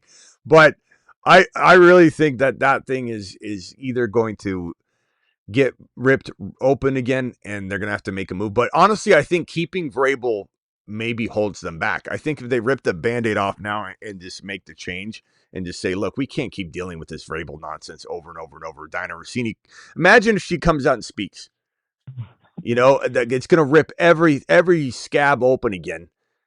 And who knows, you think about the fact that he threw her under the bus. What's making her not just say something? And who's to say there isn't like more photos or one? Every time something comes up, it all just comes right back out. It doesn't. Everybody's enamored by the topic. Just loves talking about it. And, we're a sick world. It's like it's interesting news, and from a content creator perspective, something new comes out, I'm talking about it. So like, I think they have a better shot at not having any hiccups by just moving forward. To be honest, I think it's just smarter. It's just smart rather than drag it out. I mean, the guy's already missed 8 of his 11 picks on day 3 of the draft, missed press conferences, avoids the media like the plague, and it's going to be just Laughable. Yeah, it's laughable. It's laughable. And I mean, we know there's more coming out. There's no way there's not something just sitting there ready to be flung out there. I don't know. Travis, that's all I got. I appreciate it. All right, thanks, Hammer. Call back if you got another one. Yes, sir. Thank you. Later. Travis says he didn't really throw her under the bus. He just addressed the situation. But he did, though, in a way, Travis, because they both agreed to tell a certain story. Like, I think from the perspective you're speaking, I agree. He did just speak the truth, but they had a story that they locked in. So she might disagree with you. But they shouldn't have had that to begin with. Should I trade Ladd and a late 27 first for George Pickens? Woo! I probably would say yes, but there have to be a late first, bro. If it's like even potentially could be early, then you might want to wait on that, in my opinion. And again, Human Ziggy, if you want to drop a bold prediction, do so. Do so.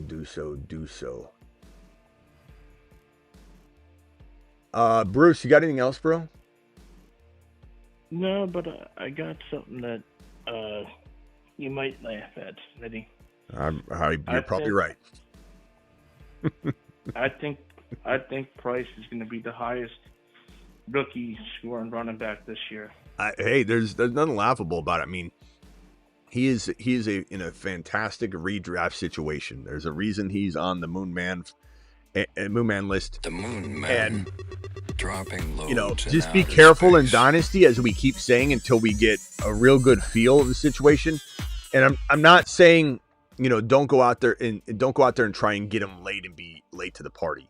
Like, I'm not saying that in Dynasty, but at the same time, it's like you just got to be careful when we're talking about freaking top of round 3 in Dynasty startups. You're giving yourself no room for error, and you could bury your entire fantasy football Dynasty team and have no ability to rebuild, and you're just going to end up quitting and pulling the wife doesn't want me to do as many leagues. I got to leave this year, guys. What do you mean, bro? You just traded away all your first rounders and you drafted Jadarian Price in the 3rd round. And you got to leave? Yeah. And then the next week, you see him across the way drafting in a brand new Dynasty startup. And you're like, there's Steve. That son of a bee, bro. He just bailed on his team because he hated it. You got to be careful. But when we're talking about redraft and he's going in round 6, it's league mother freaking winning. It's Moon Man extraordinaire. Jadarian Price is a league winner. And for anybody that thinks we haven't been talking this up all offseason, it's different from Dynasty. People are saying, Smitty, you don't like Price. That's why I came out strong today with 2 different videos, because people aren't paying attention to what I'm saying. We were going through rookie construction of mock drafting, rankings, everything. It's a very different conversation. We weren't talking anything Price redraft necessarily, from the ADP cost of entry. So we're making sure that this is hit hard. All offseason, I said consistently, even up to the day before the NFL draft, saying, if you draft Price and Coleman, or have been like we've been saying, draft Price and Coleman and Price, Price and Coleman and Price in best ball pre-NFL draft landing spots, you're cleaning up as your potential running back too. You could literally go hero RB, grab Gibbs, grab Genty, grab Bijan, and go hero RB. And then when you get late, grab Price and Coleman. You should be taken care of by grabbing both of them. We absolutely cleaned up on that strategy. Let him cook.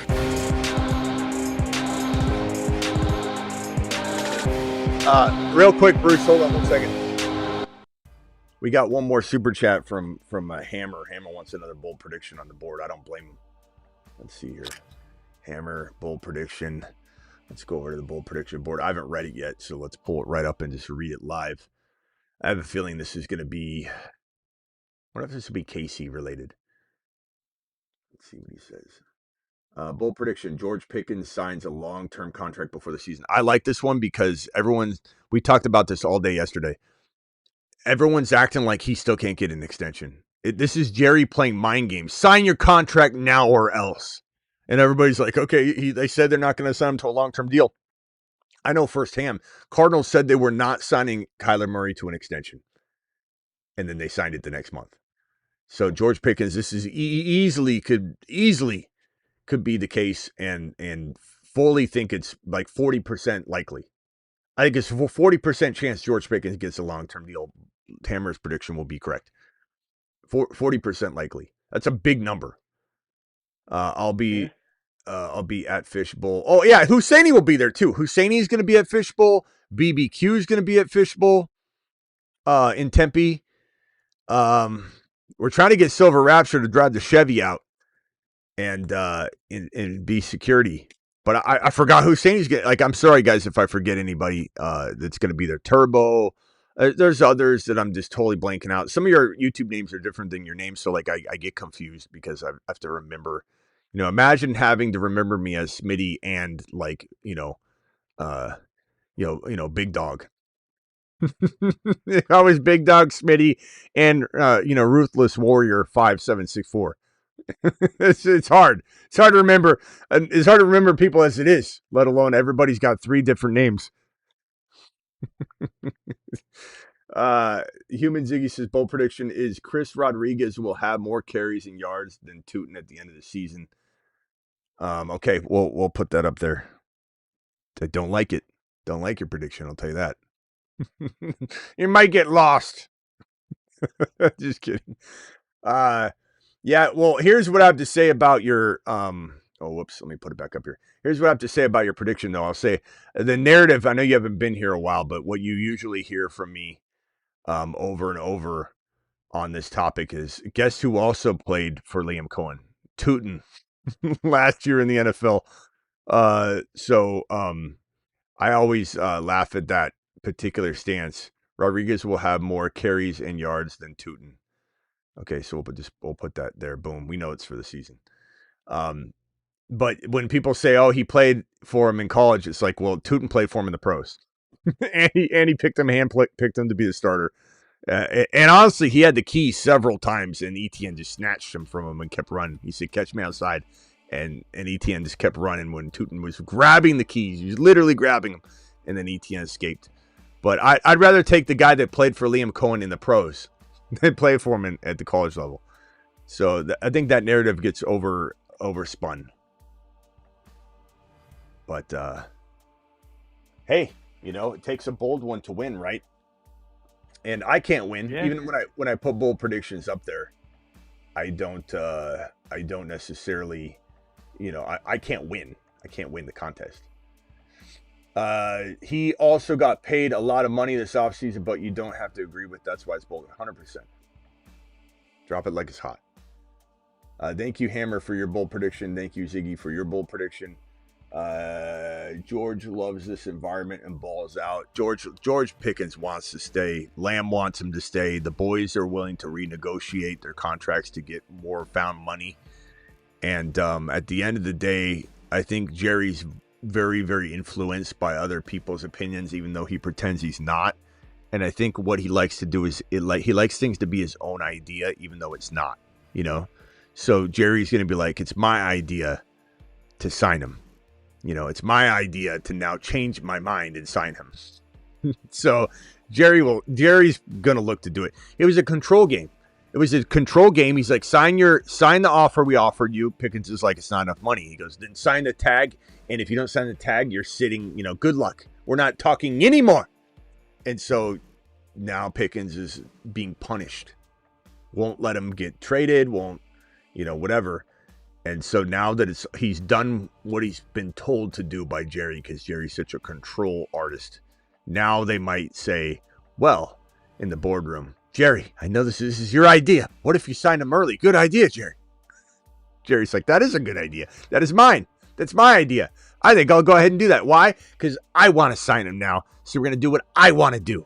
That's how Jerry works. That's how Jerry's mind works. He's a control freak, and he doesn't know what he's doing. and he has to deal with the agent who was Parsons too. So I think he just says, I don't want to play games with this guy anymore. Yeah. Like, I ain't doing it again. Hammer, make sure you grab your draft slot in the Scott Fish Bowl. I'll be at the Fish Bowl as well, drafting from the 7th spot. Looking forward to meeting the community. You also get to choose your pick, and the picks get taken. So if you want a 1 pick, you could probably find maybe still something with a 1. Hey, Human Ziggy, do you happen to know? Can you put a message in here? Do you happen to know what the format is yet? Like, is it super flex? Is it third round reversal? Is it PPR? Is it tight end premium? Do you have any of those bits of information, or have they not decided yet? I think he decides it really late, so people can't prepare too early. But it's usually really wild, and sometimes that third round reversal sucks. I hate it.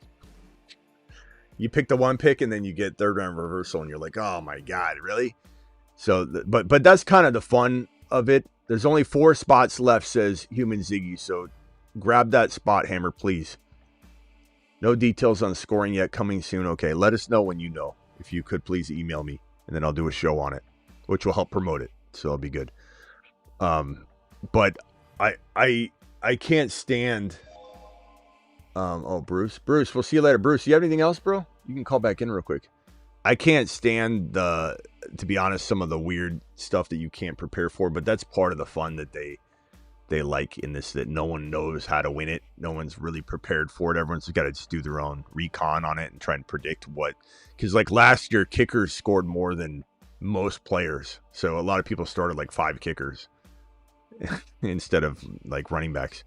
So last year was a little wild. I did not like that. I didn't like that. So I'm facing somebody that has 4 kickers in their lineup, and I've got like DK Metcalf not scoring more than a kicker. I've got, even someone like Parker Washington, getting blasted by a kicker, and someone's got 4 or 5 kickers. So sometimes there's some weird rules.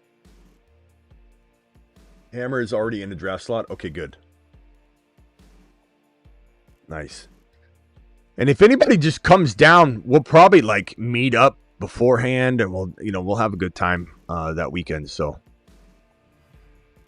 we'll meet up at a place to chill, eat some grub or something.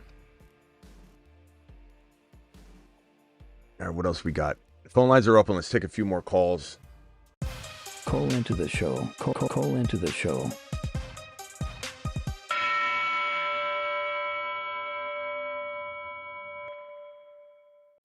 Dial in. Your boy is here to assist. And then, I think the phone lines are working again. It crashed a minute ago. I had to restart it. Bruce, I don't know if the phone line crashed on you or if you just... A number changed a long time ago, the Patrick. It was just up on the screen, so... It changed like over a year or 2 ago. You've been away long enough, the Patrick, when you don't even know that the phone line number changed like maybe 2 years ago. You were live, young man. Is this the Patrick? Hello? No, it's Jake. It's who? Jake from Tucson.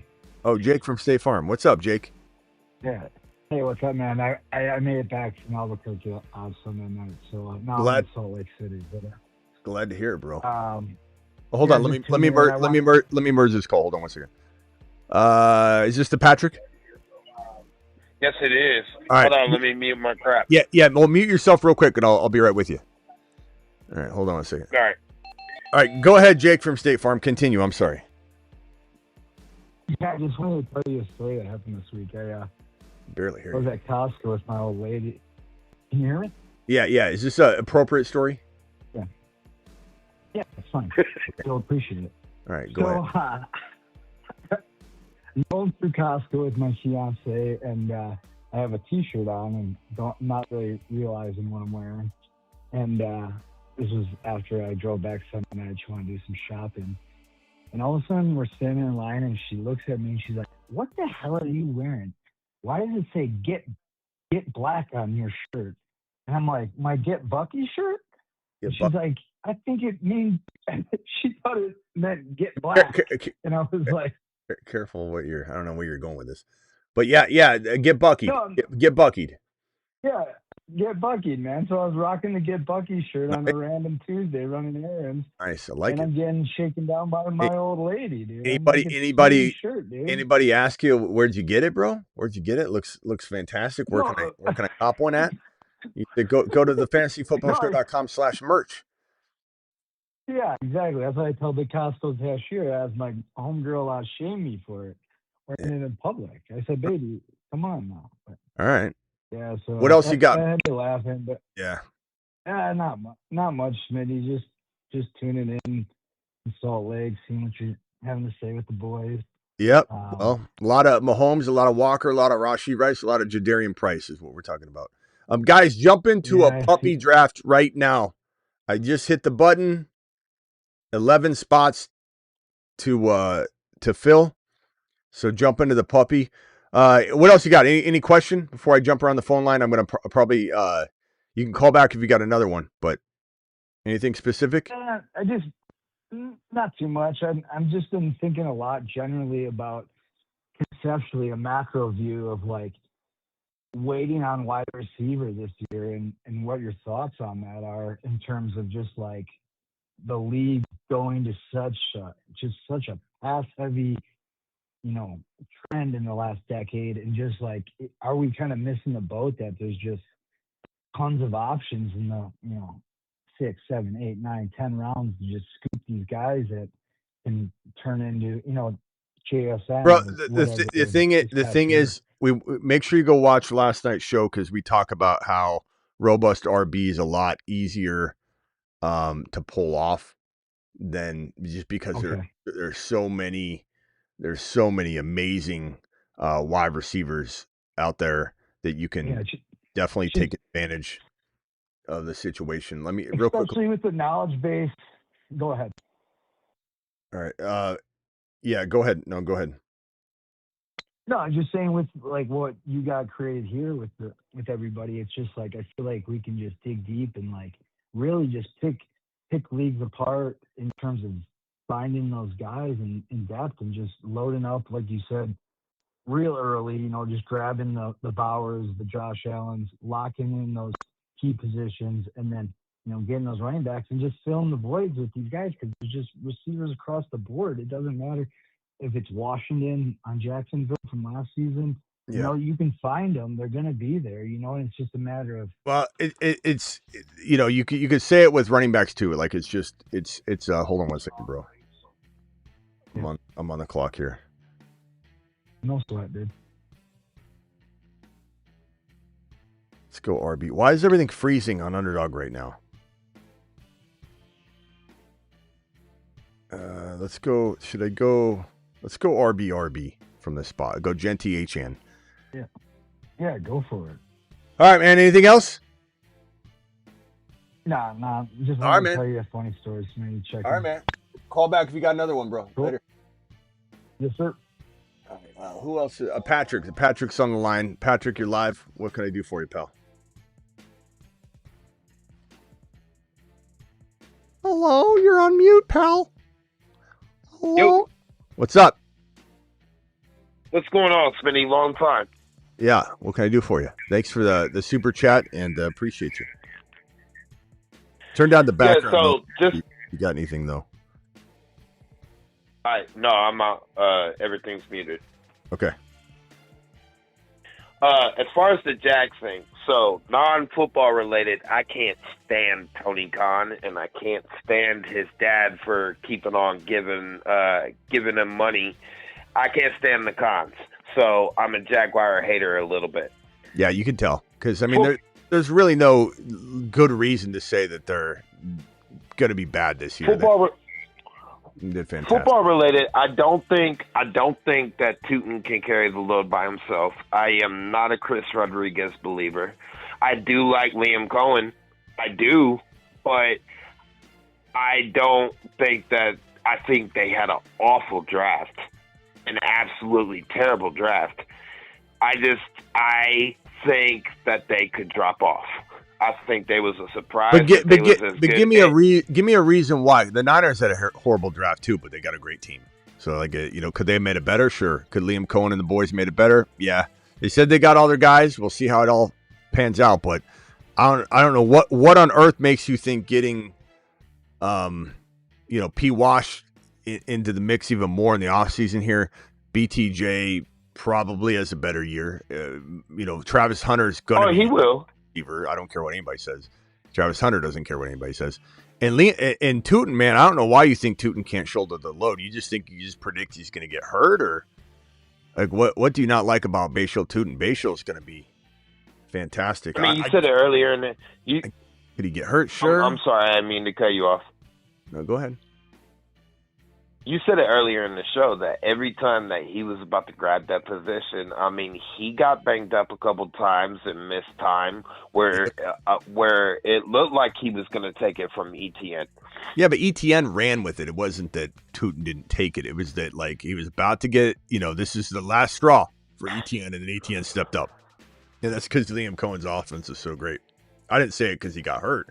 I mean, he did get hurt once, but I'm talking about, this job was really designed to be his, and ETN kept delaying it. That's what we're talking about. So we'll see, bro. I mean, Tootin's definitely got an injury risk to him, sure. But boy, does he have upside, man. He has top 7 running back appeal, but just with a whole lot of risk. I think your Jaguar hates bleeding through for sure. Because, I mean, T-Law did great with the injuries. No, he won me the ship and won me 2,500 last year, and ETN carried me throughout the season. But I just think there's going to be a drop-off. I also think that within their own division, I think the Colts are still going to be serviceable. I think they're going to be a tough out, and I think the Texans put it all together next year. The Texans, bro, what in the hell are you talking about? Bowl. What? Great defense. Great defense. Everybody's forgot about Tank Dell. Tank Dell should be good within the first quarter of the season. Bro, if this wasn't your first call back in a while, I hit the hang up button. I didn't actually execute upon it, but that was a hang up moment right there, bro. If you hadn't been absent for so long, I'm giving you a little grace on that one. But you just made your anti-Jaguar take go out the window, bro. Texans. Yeah, I like the Texans. I think the Texans run away with the division. Only other point, because you obviously disagree. I watched your handcuff show. About running backs and all. What makes you have the Browns backfield down so low when you look at when Monken was our offensive coordinator in 19, Chubb was a 1,400-yard back? Well, I don't believe in Judkins. I don't necessarily think that Sampson I just think it's going to be just because Monken has had success somewhere doesn't mean it just happens. No matter where you go, he's got a pretty bad setup. And Judkins coming off a major injury, doesn't catch passes. Sampson does, and there's probably going to be a divide there. And I don't think it's going to be, this potent situation where, I just think it's a potential disaster. It's a trap. But you see them on the board. They're on the board. But you're just complaining of where I have them ranked. They're more important. I'm not complaining. But it's also about the cuff. You understand that, right? So if you want Sampson to be higher, you're predicting demise for Judkins. You realize that, right? Because this board's more about the cuff than it is anything else. It's not if it were about the starter and the cuff, but more so the starter, then wouldn't Bijan be number one? It's not about that. Or wouldn't Gibbs be number one? It's not about the starter. It's about the handcuff and how valuable the handcuff can be. So why would I want Sampson? Why would you want Sampson to be ranked higher? Because one, I think that he might have more explosiveness than Judkins, and if you remember back to as far as like dual back, like he's the one for a couple games. I like as him. far as Todd Monken, he made Justice Hill relevant a couple weeks last season. I had Sampson really high last year, and I predicted him to be better than Judkins. And when he got in there, he's great. But he's definitely not in a strong position to start getting all the work, and it's just not. It's complicated, bro.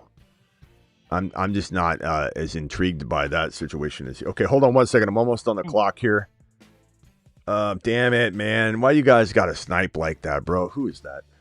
Damn it, Stock. Son of a bee, bro. All right. I'm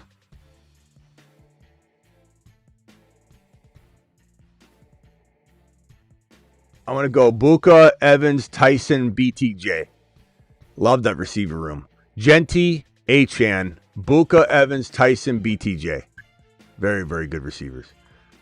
All right. Hold on. Let me go over to Hammer. Mute yourself real quickly, the Patrick. Hammer, go ahead.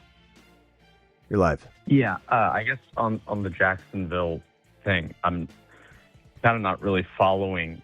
I think for the Texans, I think they have a worse quarterback than Bryce Young. I know how much we like to talk about Bryce Young. Indianapolis, I mean, Alec Pierce is hurt. Yeah, Stroud ain't. I don't really see how there's a world that Jacksonville doesn't get better. I don't. I mean, they were making a point to get Tootin in there, and he even was getting the goal line work, and he got banged up. So, I mean, I'm not really really following the Jags falling off. Yeah, again, everything should get better for the Jaguars. It should 100% get better. But I think Stroud is a tough QB to believe in at this point. He doesn't have that dog mentality. His confidence is rattled and shook. I think I love Nico, though, and I think that Nico's proven to be QB proof for the most part, and they're going to be down and throwing the ball. So I very much think that there's room for Nico to thrive, but I want no other player on that Texans roster at all whatsoever. Offensive line. You can go over. I just didn't understand. Yeah, I mean, Patrick, do you have anything you want to say other than what you said already about the Texans? Because offensive line was awful last year, just pathetic. And it's predictable that it was going to be awful. And yeah, maybe they're improving it slightly, but how much? And Monty, I like Monty, but look, Marks is probably better than Monty currently is now in his older age. And Marks just couldn't get any room to run, and he was getting smashed behind the line of scrimmage consistently, so much so he was going to the blue tent in the tunnel. None of that was his fault. Like, Monty doesn't stand a chance to stay healthy if he's going to get hit anything like Marks was getting hit last year. Marks is just a trooper, man, for putting up with that nonsense. Not to mention they didn't even understand what was going on, and that they had a running back that in college, in one season, I think it was his junior year, he caught 83 receptions as a running back, as a full-time running back. He caught 83 receptions, and they decided they didn't want to throw to him much. And then they keep their offensive coordinator, which is probably the worst offensive coordinator in the National Football League. But go ahead, defend your Texans, which is okay. It's okay to have different opinions. I'm not mad at you or anything. I don't. Patrick? No, I'm here. I was on mute until you was done. Yeah. The main thing is that defense kept them in games. I think another year they made slight upgrades. I mean, I still don't think they're going to be like a top 10 offense. I just think it's going to be more about a Jags fall off. I think that I don't know. Maybe I'm biased, but I think the Jags.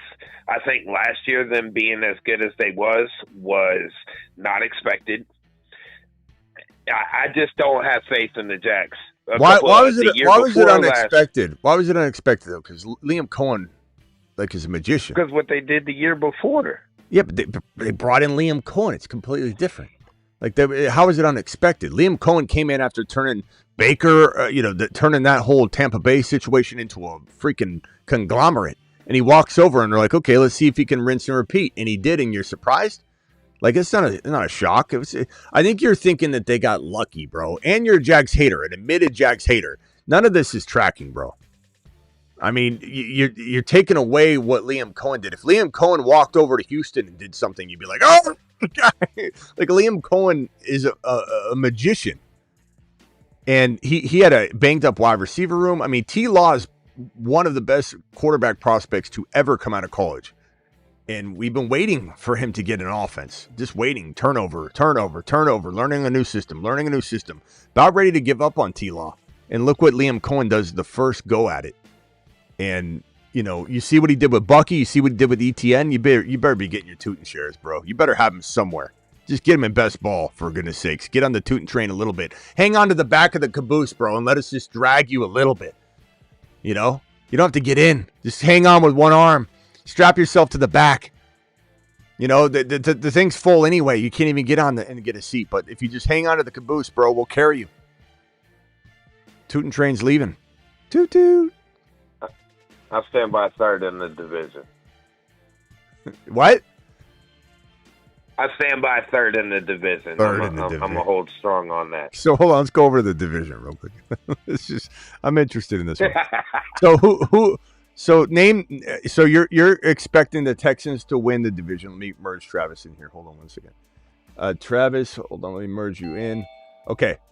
So you expect the Texans to win the division. Who's finishing second? Colts. Okay.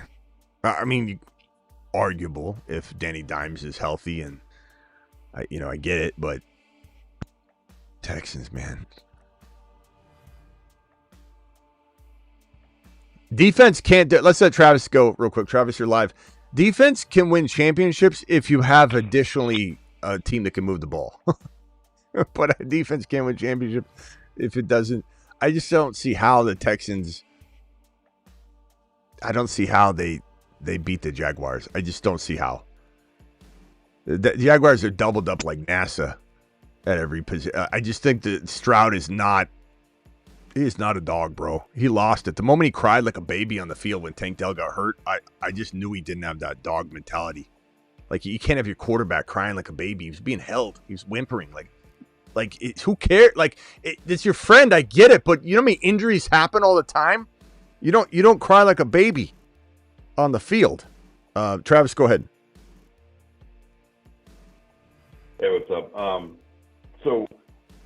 I mean, I personally like Stroud over Bryce Young, but I think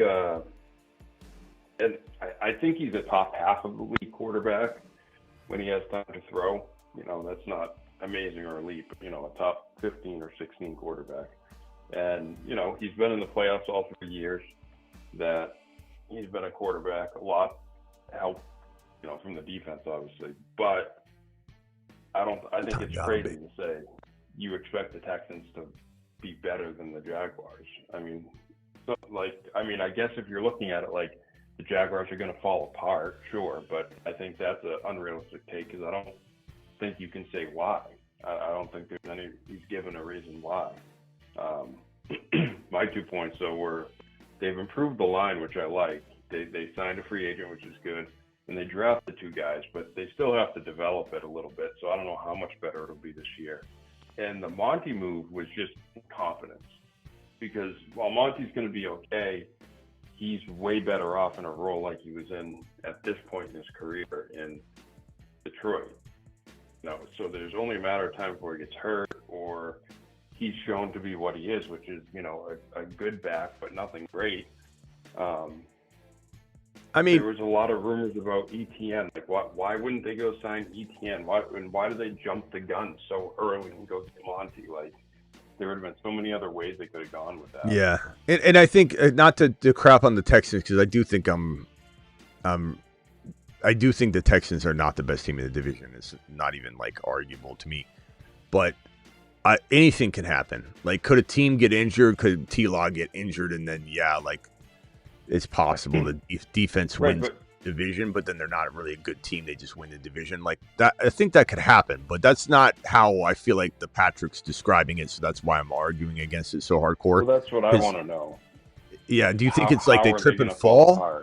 Yeah. Do they trip and fall in the first? Is that the Patrick? Is that more what you mean? And it's okay if you don't. If you just think they're going to dominate, like that's okay. But that's where I have kind of the disagreement with. I just don't think they're that good of a team.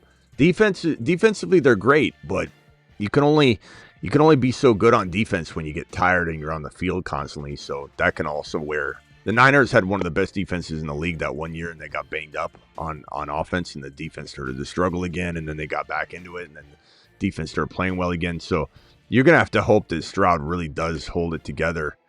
And I don't know, man. Go ahead, Patrick.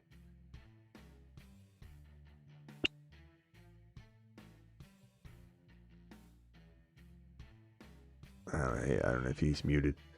You're muted. Gone. Hello? All right. Maybe he hung up. Maybe he didn't want any part of this game. Let me go over to Hammer. Hammer, you're live. Maybe the Patrick will come back. Yeah, no, I was just, I just didn't see a he might have got path really that they didn't finish first or digress. That was really all. Yeah. Just. I mean, I might be a little hard. Might be being a little hard on this situation. I get that, but I could easily be wrong. You know, I'm admitting that. This team's looking pretty good. I got a little distracted. I timed out on Baker, although I don't mind him being my third quarterback, but I definitely was trying to get something different. Do I have a tight end yet? I don't think I do. So let me get Isaiah Likely here. And then my next drafted player is going to be, let's see, who do I have at RB? I have Genty and Achan.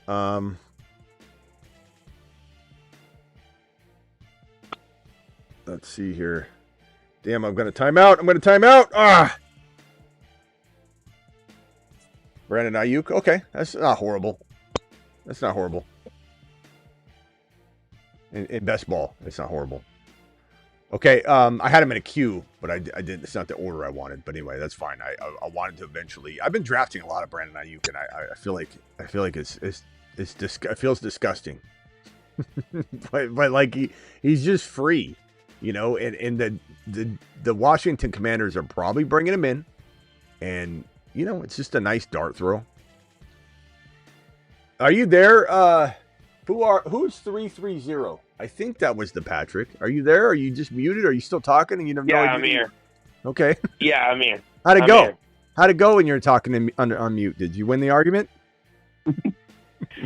No, I stayed on mute. No, I was looking for something else besides sexual bias to combat.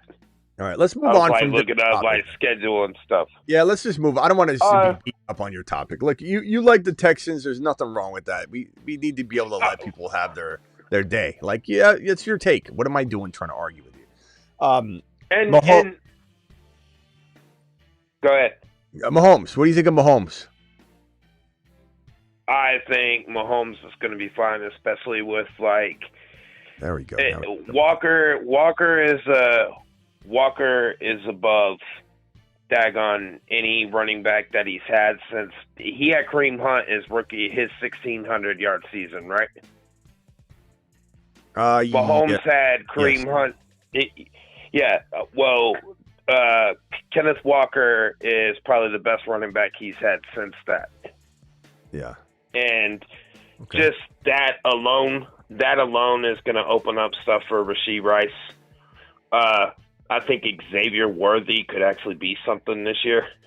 I think the Chiefs will be just fine. The division keeps getting better, so it's going to be interesting division games. But I like Mahomes. I don't, as far as drafting him, fantasy football wise. I believe solely in the late QB route, so I don't really even look at QB until at the earliest round 9. And so you don't go after Mahomes because of that? There would have to be nothing. There would have to be. You know, Mahomes goes in like the 9th or 10th round.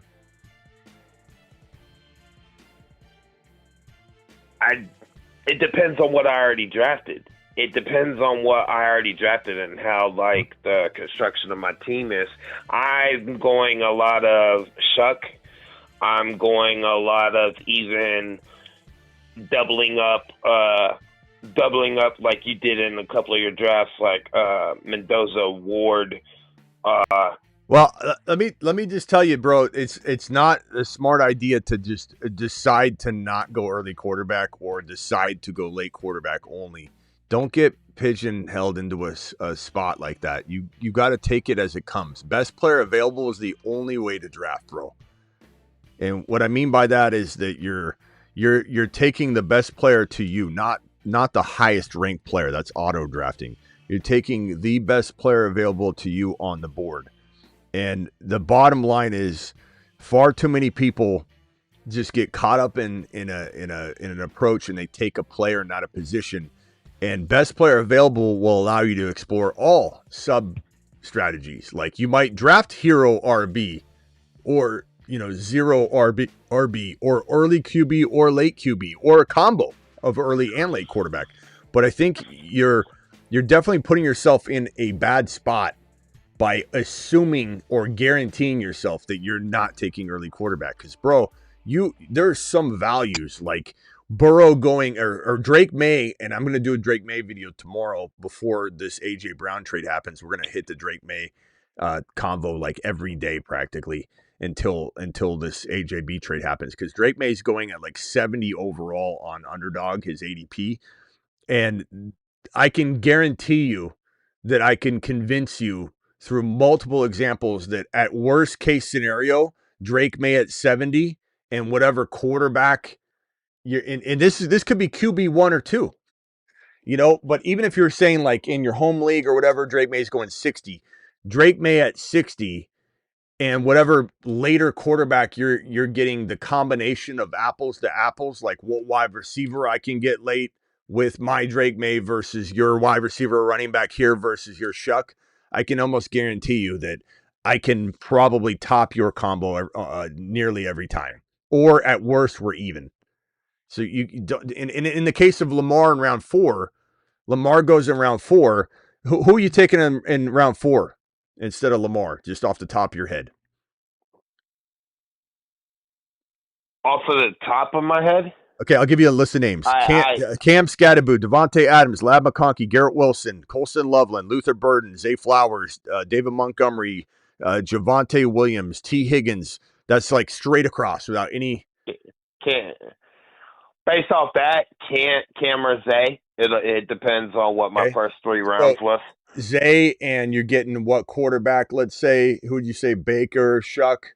Let's say you have Baker and Shuck, whoever, whatever. Baker, Shuck. I like Baker and Shuck. They're fantastic.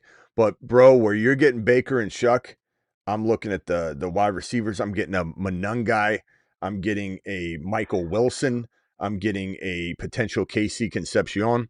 You get a Michael Wilson and a Lamar, I'm crushing your Zay and whatever quarterback you get. I don't care if I give you the field. So you just, this whole notion of going late quarterback no matter what is ridiculous, bro. I wouldn't advise it. If it makes sense, like example, Josh Allen's there, or Lamar's there, but a player's there that shouldn't be there, I'm going to kick quarterback down another round. And then if another player falls, I'm going to kick quarterback down another round until I get to like this territory here where I got Herbert. I did kick quarterback down. I don't lock early quarterback in either. I don't lock early quarterback in. I don't lock late quarterback in. No, yeah, and I just watched the draft. I just watched the draft that you did or listened to the draft that you did where you wanted to do running back, wide receiver, QB round 3, and where you kept pushing it down. I'm not saying I'm opposed to going quarterback early. The first year that Jalen Hurts got A.J. Brown, I picked Jalen Hurts in the 4th round. So, like, I'm not opposed to it. I just find myself valuing something else above quarterbacks until around 9 or 10. Keep an open mind. I'm surprised you didn't take Shuck, though. Or, I'm sorry, what's his name? Stroud. He's so forgetful. Yeah. I couldn't even remember his name. All right, got to go, my boy. See you later. Thanks for calling in. Long time no talk. Call in more often. All right, man. All right, man. All right. You got a super chat and you got a membership that's pretty long membership. Okay, let me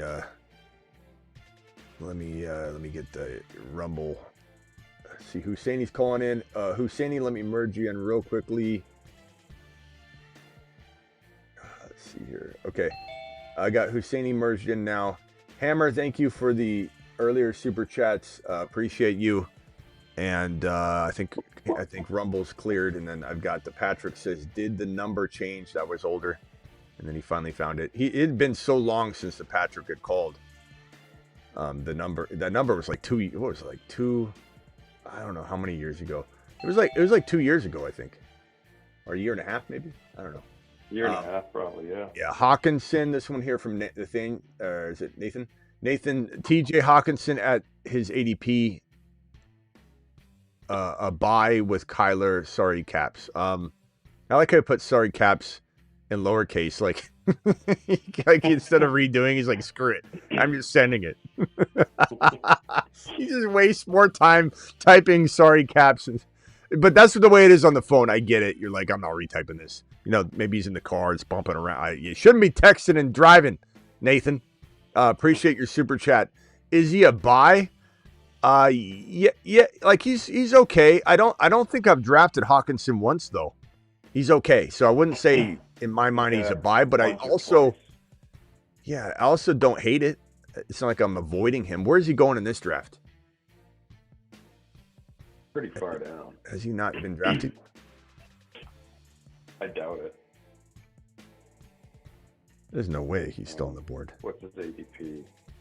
No, his ADP is really low. That's why I've taken him. Like, I think it was only 2 drafts I took him in, but. Oh, there it is. Round 14. Round 14. I mean, it's not bad. I don't hate it. I mean, but I look at this. The reason I don't draft him is, maybe I'm cuffing Keaton Mitchell or Algier to Bijan or whatever. Brissett, I love. Well, he's in the ADP with like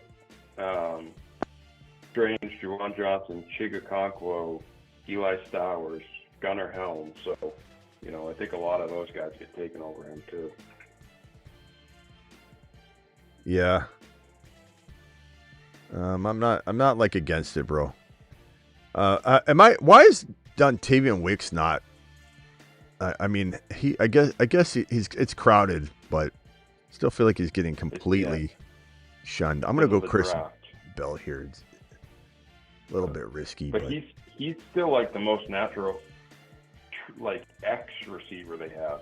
Like Devontae Smith goes down the field, but he moves around too, and he plays X. But all right, celebratory message. So Hawkins is not a total avoid, bro, at all. I just don't find myself loving the value. This one's from the Patrick, this long one. You're the best, Smitty. Thank you, Arrogance. Appreciate you dropping that message too. I love the show. I got a couple quick hits. Yeah, I read that one earlier. We're good. All right. Rock Out, I think, is on the phone right now. Oh no, Husseini was. Go ahead. Rock Out's got a Marsman card. He actually technically can jump everybody. If anybody remembers back in the day when we gave those out. So Rock Out, you're live then, Husseini. It's a jump the line card, which we still should. I should sell a couple of those. Go ahead, Rock Out. Hello? Oh, it's not Rock Out. It's Bruce. Yeah, there we go. Mix it up, Bruce, and Rock Out again. God, man. That's funny. What's up, Bruce? Bruce, I'm sorry, bro. Bruce, go ahead. It's all good. Real quickly, I'm sorry. If or when AJ Brown is traded to New England, how much more is his ADP going to jump, do you think? So that's what I'm going to do. I'm going to probably from now until the trade happens, I'm going to be doing a little bit like beating a dead horse on the Drake May AJB front. I think Drake May goes from 70 all the way up to, I would say like bottom of round 4, top of 5. So you're talking about a massive increase. You're talking about like into the 50s from the 70 to like 48 to 50. It could be higher, could be lower. It's hard to say. But A.J. Brown is going to... Up to like QB3 or 4 from there. You could go to QB2. I hadn't really thought about it. Yeah. So this is going to be a Drake May week. May the fourth be with you. May Drake May, whatever, it'll be a whole week. The theme of Drake May. This 4th of July. This May 4th. Through the 4th of July. So May 4th through the 4th of July. I would probably say, what's May 3rd tomorrow? Today for some of you. So May 3rd through the 4th of July. It'll be May month. But A.J. Brown too, because he's in the 3rd round. He probably climbs into round 2. But my advice is just hammer away at the Drake May AJB stack in best ball all month long. So until we get to, really it's going to be June. June 1st is the day. So we'll have a full month, 2 months of celebrating it. But it'll be the reason. Okay, so let me explain what I'm saying. 4th of July is typically when people come back to play football. I don't know why it is. I think it has something to do with it triggers after a long weekend and everything. It triggers something with people. So like right after the 4th of July is when people start coming to cram and do the cram session. The redraft people come back. The people that are here year round. Yeah. So we have about 2 months of enjoyment of a lot of this ADP values. Preseason. Yeah. So July 4th, 4th of July, you have all your values, your BTJ late, your Jadarian Price on any sort of discount at all in redraft time, best ball. All that stuff goes out the window as we get into July. So enjoy all of these sleeper steals. Draft early tight end, draft early quarterback as much as you can that BPA will allow, best player available will allow, because your sleepers will be gone in late July and definitely in August. You will not see what you think you're seeing. You'll come back and say, Smitty, you're so right. Hammer, this is your first time on Underdog. You're going to find so many less values, and all your steals are going to be brought up because you're ahead of the game. But June 1, post June 1, you've heard that with A.J. Brown's situation. As soon as the trade happens on June 1, so we have about a full month between now and June 1 to get May and AJB cheaply. So I'm going to hit it for a whole month straight. Not every day, but you'll hear me talk about it every day. Drake May, 70 overall. Drake May, 69 overall. Drake May climbed to 68. Will probably have something to do with them moving a little bit, but there's so many thousands of drafters, it's hard to move ADP, thank God. We used to move the mock draft data like crazy. I know this sounds arrogant, but it's 100% true. We'd have people that hated the channel. Other content creators would hate the channel and be like, bro, you're ruining people's ADPs. Because, we drafted so much, but on Underdog, there's like 100,000 entrants in a contest here and 100,000 here and 30,000 here. It's hard to dent the ADP, so we really can't control or do much with it. But I don't know. You don't know really what the impact is of a piece of content. If someone else sees it, and then someone else talks about it, and someone else talks about it, who knows? But Drake May to the moon, bro. We're going to be talking that up like crazy. And I got one more for you. I was here when you heard Nico, or I was listening on my phone when it said that Nico Collins is the one guy you trust. Is there any other receiver you trust with not a very good quarterback? I mean, yeah. JJ. Kyler's a huge upgrade. Garrett Wilson to a degree, but I'm definitely down on Garrett Wilson more than I would love. I worry about Ted McMillan's ceiling. Yeah, Ted McMillan. I think DK Metcalf is in a great potential situation, but how much can the consistency of that? I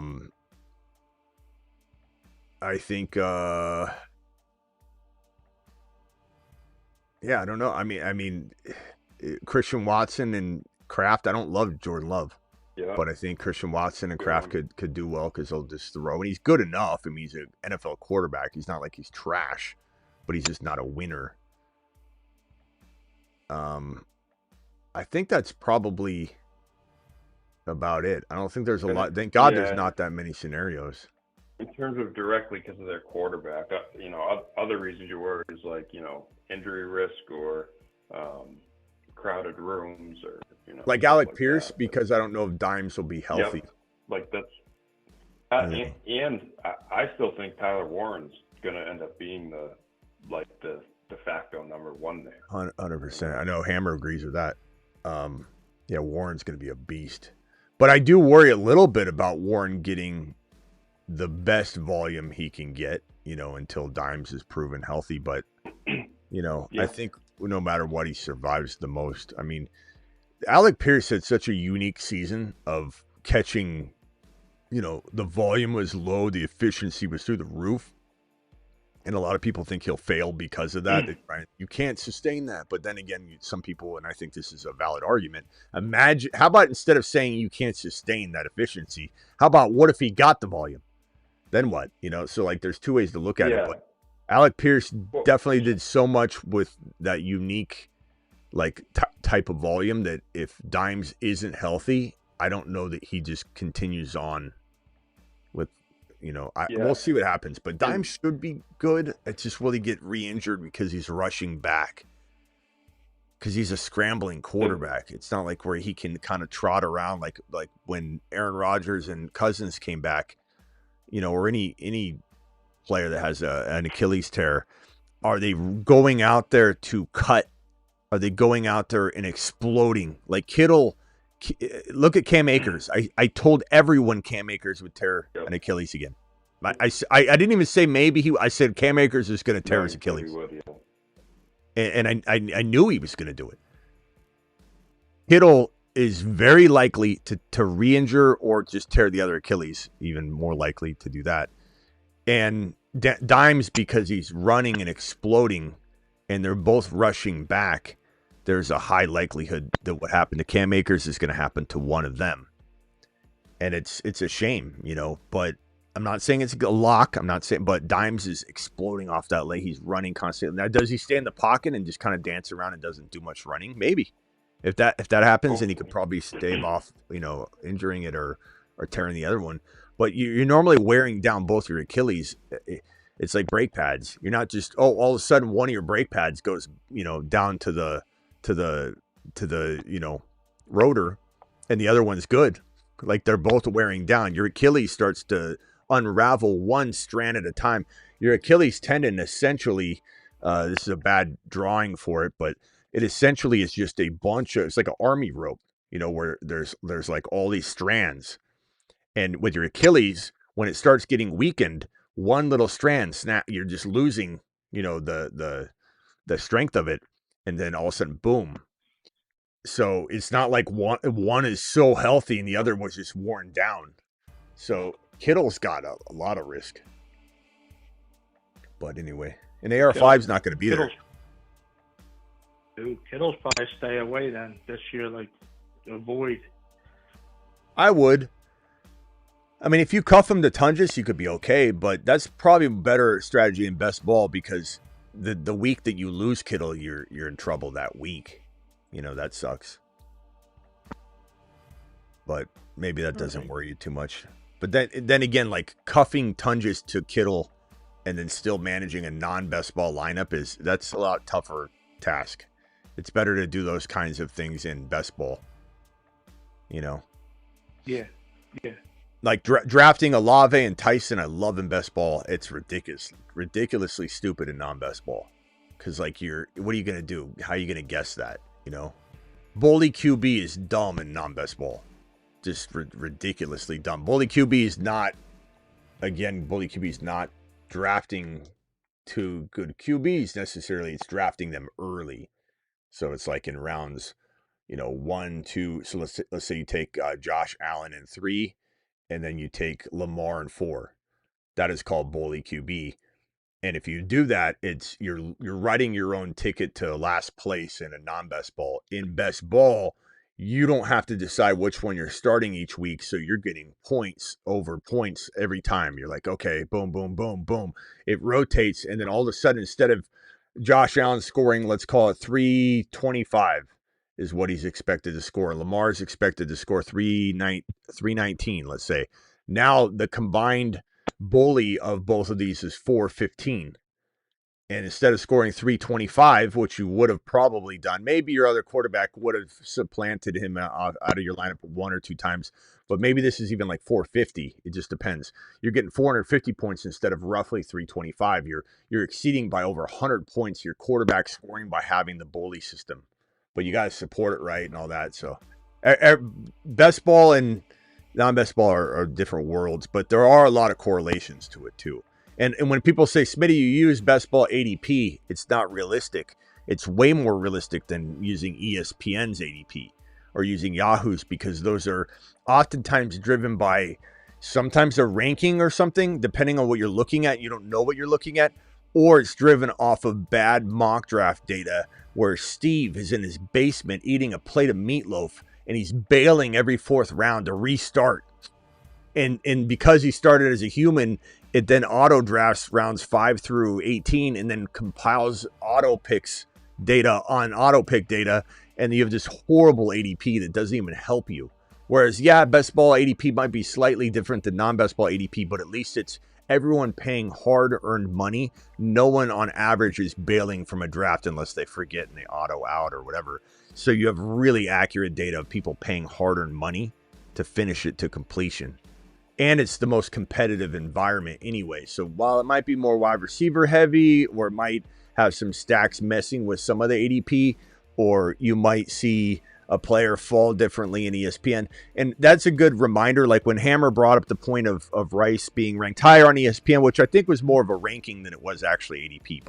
But even though Rice is going higher, it's a good reminder that I need to stay on top of is that I need to do a video in August, like August 1, August 2, August 10, whatever, multiple videos on every platform, because there are things that you will see on ESPN that we should be jumping all over. And there's things that you'll see on Yahoo that we should be jumping all over.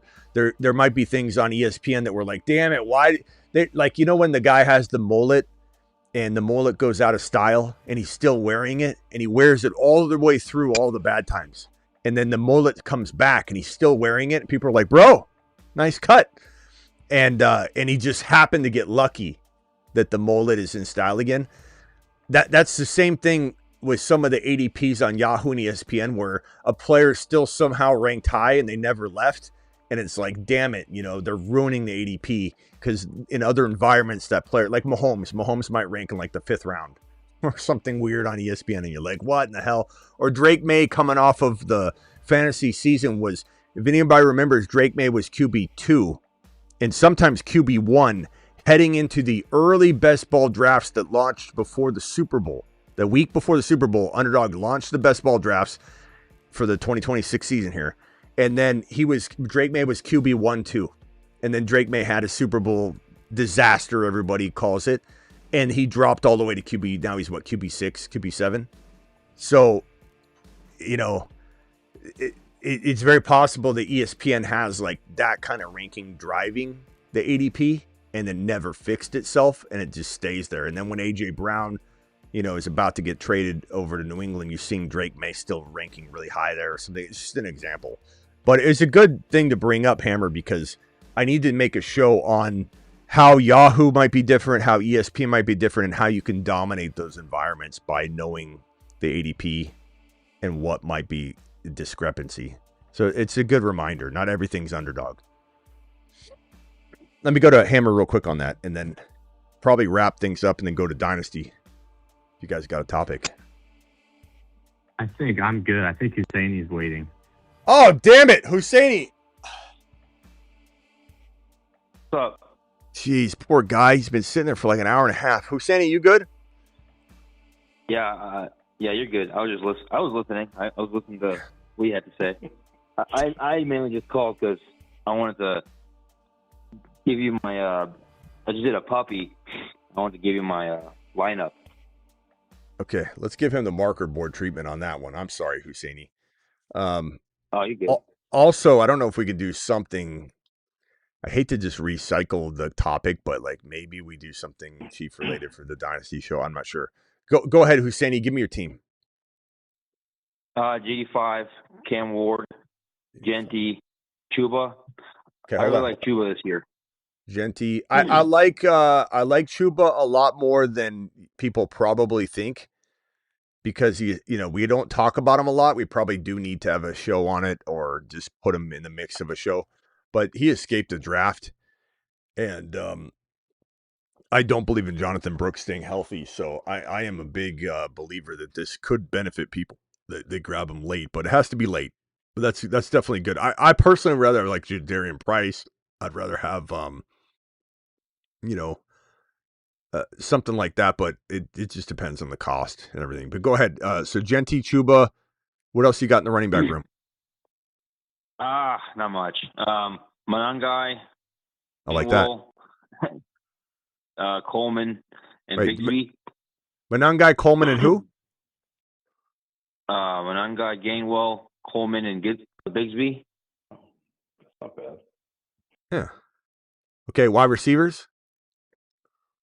Oh, you already know. Rice, Burden, Jacoby Myers, Josh Downs. I like Josh Downs because Alec Pierce just got that surgery or something, and Steichen said that he actually wants to use Josh Downs a lot this year and up his volume. And so I took him. I took Naylor, Wicks, and Chris Bell. All right. Now, before you give me anything else, I'm going to say this as gently as I can. You better have a good tight end, or I feel like maybe there's a reach or something here. So I think if you do, you're good. But who's your tight end? Tight end, I have Loveland. Okay, that's where it was. There it is. Juwan Johnson and Gunnar Helm. Okay. So that explains it. So Loveland's an early pick, so that makes sense. I knew it was going to be the case with you because you draft well. All right. Yeah, I like this team a lot. I don't think there's anything wrong with it at all. Definitely the kind of team that could win like Best Ball Mania that early on you're like, I like it, and then it becomes your great team. You obviously need Burden to do really well. I think your weak spot would be this third wide receiver because if you hit any injuries, you're probably cooked. If Rice or Burden go down, you're probably not escaping because you don't have only two QBs too. Your third wide receivers. It's as much as I like Downs, it's brutal to have Downs and Myers only. Who else do you have? You said receiver. I have Rice, Naylor, Wicks, and Chris Bell. Naylor, yeah, and be careful when you have a weak wide receiver room to go with a guy like Bell that might not play for a long time, but he might come in the nick of time and be there at the end, so it could actually line up right. But yeah, I mean, it's not a bad team at all. I just think where I would probably have done something different is get rid of Loveland, take Fannin, who's going like 4 rounds later or something. It's crazy. Fannin's dropping so much, and then that affords you some sort of wide receiver 3 or even 2 that probably looks something like, I don't know, where's Loveland's ADP is right around what is it? Let me pull up the underdog ADP real quick and just give you the fix for this team. This team goes to the I like it. It could still win, but it goes to the freaking moon for me. Loveland's going at 46 overall. The wide receivers at 46 are Mike Evans, McLaurin, Adams. So give me Evans right here. And Fannin here. I love it. And I love this team even more. And Chuba, let's see where Price is going. So Chuba's going at he's going so late. 68.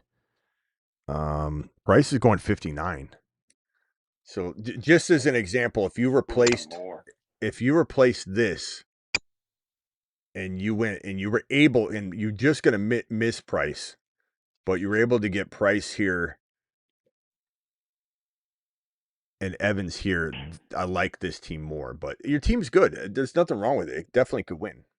If all things went well. I like it. Yeah, and I in best ball or in whatever this is, puppy or whatever they call it, like the way I draft here is different than the way I draft like an actual like in a league, because in a league I'm a lot more careful. in best ball, like, I mean, I don't know. In my opinion, like, it's just $5, so I just do it and just do it for fun. I do a bunch of them, whatever. But Hussein, it's not just $5. It could be the difference between paying attention and focusing and winning $100,000. You know, like Yeah. I I know. would have had $100,000 if McBride, Brissett, or Michael Wilson, and whatever team they played that week, I forget what it was, just caught one ball, 100K. Like it's brutal. You know, you don't want to. You could be winning 100K. You could be winning $1 million. You know, so definitely Yeah. make sure you're protecting yourself. Like, so in the case of JD5 and Ward, I do like potentially to have another QB here. Careful of bells when you can get somebody that can come in and contribute weekly. Best example and lesson from last year for me, even though again I didn't regret anything I did. I had a solid year, but looking back at it, if I was to try and find places where I probably could have done better and have more teams advance that maybe gave me another shot, would be Corum. You know, like grabbing a Corum who, and I'm not saying that Bell is going where Corum is and Corum's going where Bell is, but just that if you could find a contributor, even if it's a wide receiver, that is going to be giving you points every week, sometimes that's the difference maker for you making it, because you'd be surprised when you get down to weeks 15, 16, 14, where you literally are just looking at your roster and you're like, damn it, why couldn't I just have somebody that's scoring points this week? And you have like 3 guys out, 2 guys out. And Corum was just consistently getting 10, 11, 12 points, and he was such a helpful player to have. So, I just drafted Chris Bell in this league this draft that we just did. So I'm not one to necessarily talk about drafting Chris Bell in general, but I had great wide receivers. When you're struggling here, the last thing you want to do is grab somebody that can't even contribute. So Chris Bell, like, where's Chris Bell going? Let me see if I can find another name. Travis Hunter makes a ton of sense. Debo I like, even though some would say Debo is a risk or whatever. But Wick seems like he'll contribute. Tank Dell probably does. So Chris Bell 198. That's tough sledding right there, bro. I kind of like Skylar Bell more as a gamble than Chris Bell in redraft, just because I think he has a better shot to get on the field sooner, but it's still a risk. Wicks is decent. He's right around there. Antonio is similar to Skylar. Just the fact that Antonio Williams and Skylar Bell are healthy and Chris Bell isn't. Chris Bell's amazing in Dynasty. Yeah, that's late. It's late enough. Maybe you're addressing what? Half a season, he's probably okay. If Bell plays half a season, he's probably okay. Yeah, but and I like Bell. I like Chris Bell. I'm still taking him in the last round sometimes, but it's just when you have Naylor, Myers, and no Evans, because you didn't have Evans there. You had who was it here? Who was your third? You have Rice, Burden, and who? Downs. Yeah. Oh, when you sorry, have I was looking. when you have this receiving room, I'm a little worried about taking Chris Bell. If you had a Evans there, it'd be different. Anyway, I'm just critiquing it. Like, you have a really good team, and this set of prices is Chuba. It's still a really good team, and this was Loveland. I like the team. I like it. I like hearing your perspective, obviously learning. And so, I guess they're not puppies. They're like the ones pre-puppies. What are they called? Just, I guess, the regular best ball. UDFA, I have a bunch of those, but I think I don't know the difference, man. I just, but I have some of those drafted differently. This is my first puppy, actually. Yeah. I don't know the difference. I mean, to me, they seem just like the same thing. Well, you can just read the rules too. There might be a little bit different, but a lot of them are the same. They're just lower dollar amount and then new, like a limited number of entrants. Hammer, I don't know if I've explained this to you ever before, if you've ever captured this, but what I call brute force drafting and what I've coined, we'll see who copies it, because if you hear it, they're copying. But brute force drafting in best ball is where you're putting all your eggs in one basket to a degree, right? So let's say in the puppy 1, because there's going to be like 4 puppies. So puppy 1, let's say Hammer, you're believing in this like Genty Give me a couple players you are like almost going all in on no matter what in the first and second round as a combo. Hammer. Gibbs, Hampton, CD. Okay. I'm trying to think of. Okay, let's say it's Gibbs and Hampton. Let's just say you want to go ham on that. This is what I call brute force drafting. So, like, if you take the puppy as an example and you say, I'm going to smash this over and over and over again. And let's say you also love, Mahomes and Baker, and you're like, I'm gonna nail this combo at quarterback. I'm gonna nail this right here. So this is round 1. This is round 2. These are later round picks. So your third, fourth, and fifth round picks, you're taking different options. You're brute force drafting this combo over and over and over because you're in your mind. You're like, I am going to be right, and if I'm wrong, I don't care. If I'm right, if I get as many combinations of this third, fourth, and fifth round mixing up with what I feel to be guaranteed, I will have more teams, more chances to win this contest than anybody else. But if you miss on Gibbs, he gets hurt. You miss on Hampton, he gets hurt. All these could go down the drain for the part. But you're brute force attempting it. Then when Puppy 2 comes out, and you don't have to do it like all Puppy 1s, but you could do it for like a week straight, then do it the second week of Puppy 1s. But I'm just as a simple example. Then in Puppy 2, you're like, okay, got that out of my system.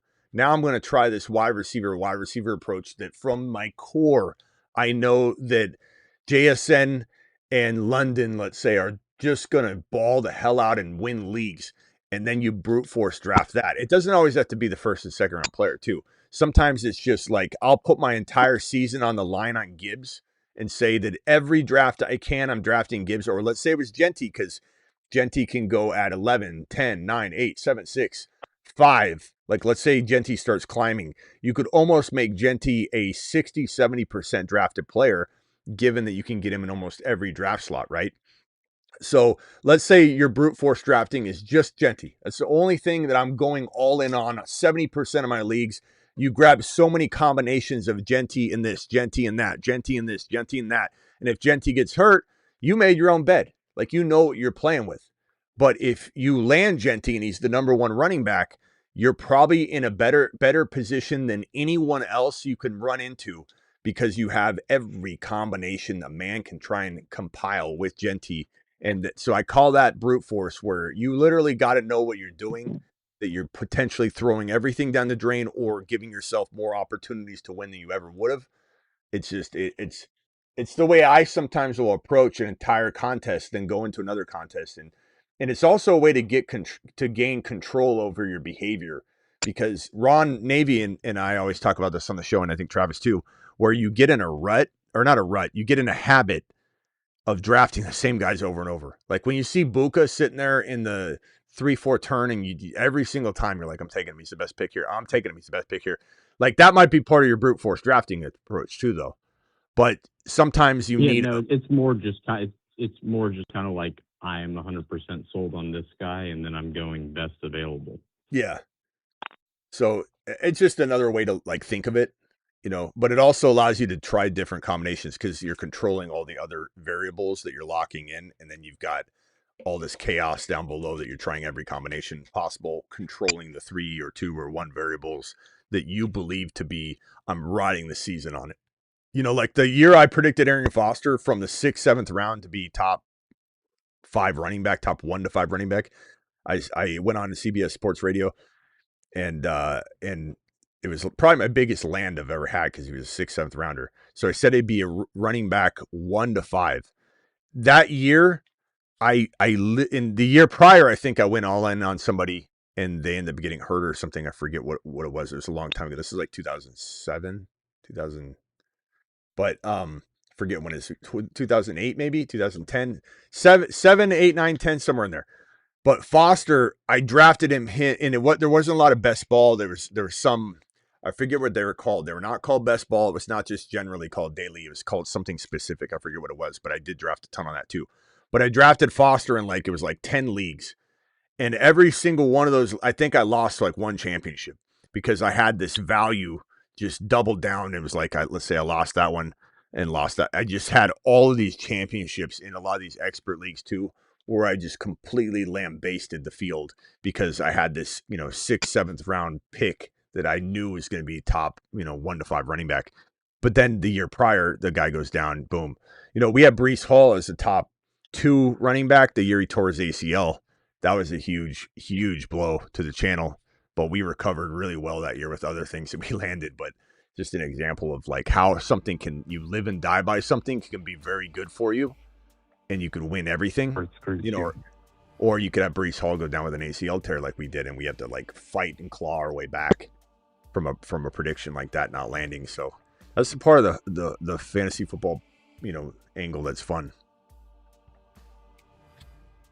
Dynasty channel. That was looking good too because that was the year Dalvin Cook was there, right? Yeah. Everyone was like terror Dalvin Cook.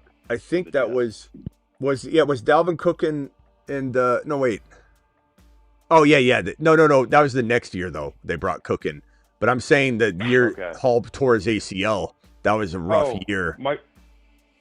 Who was the other guy there? Was it Michael Carter still there?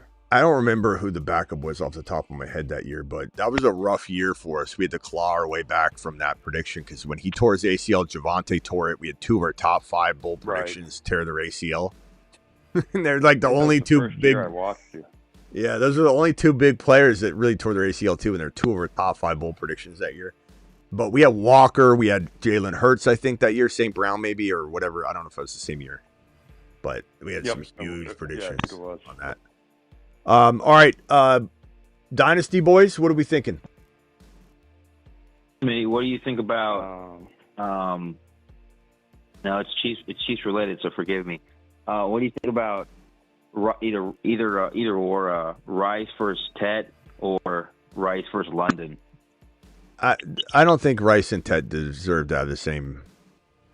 There's no way Tet's in the same wheelhouse as Rice for me. I agree, but I just feel like there's a lot of Tet fans, and I think that a lot of people like don't believe in Rice still because of his past, and they don't think that Chiefs are going to pay him, and all this stuff. Yeah. But either that or Rice versus London. Most people believe now. I was thinking of Harvey versus Coleman. We already did that.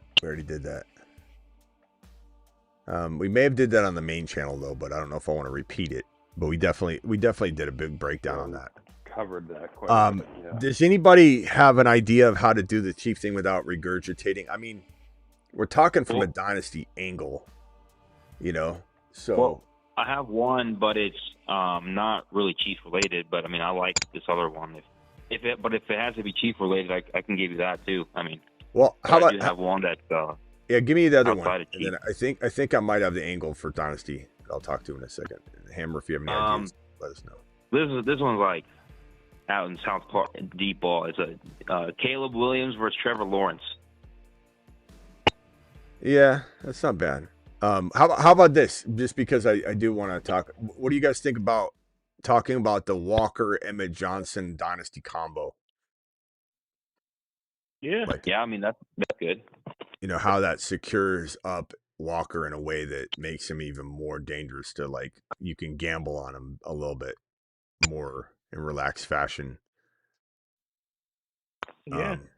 And we can touch on Mahomes as well, I guess. Hammer, you got any ideas that we can twist up this KC thing in a way that doesn't feel recycled? What about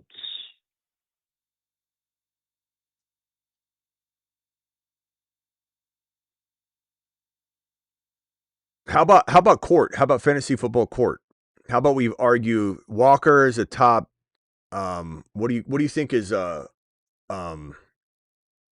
a pushing the limit but understandable rank for Walker and Emmett together, running back what in Dynasty? So you mean like if Walker goes down, what Emmett's going to produce as well, like what they combine for? Yeah, is this can we count on this to be running back 7 in Dynasty or whatever? Say 7. I wouldn't say 7 or 8. I think. See what everyone I else was thinks. I was gonna say 10 to 12. And then Mahomes. I'll take the 7.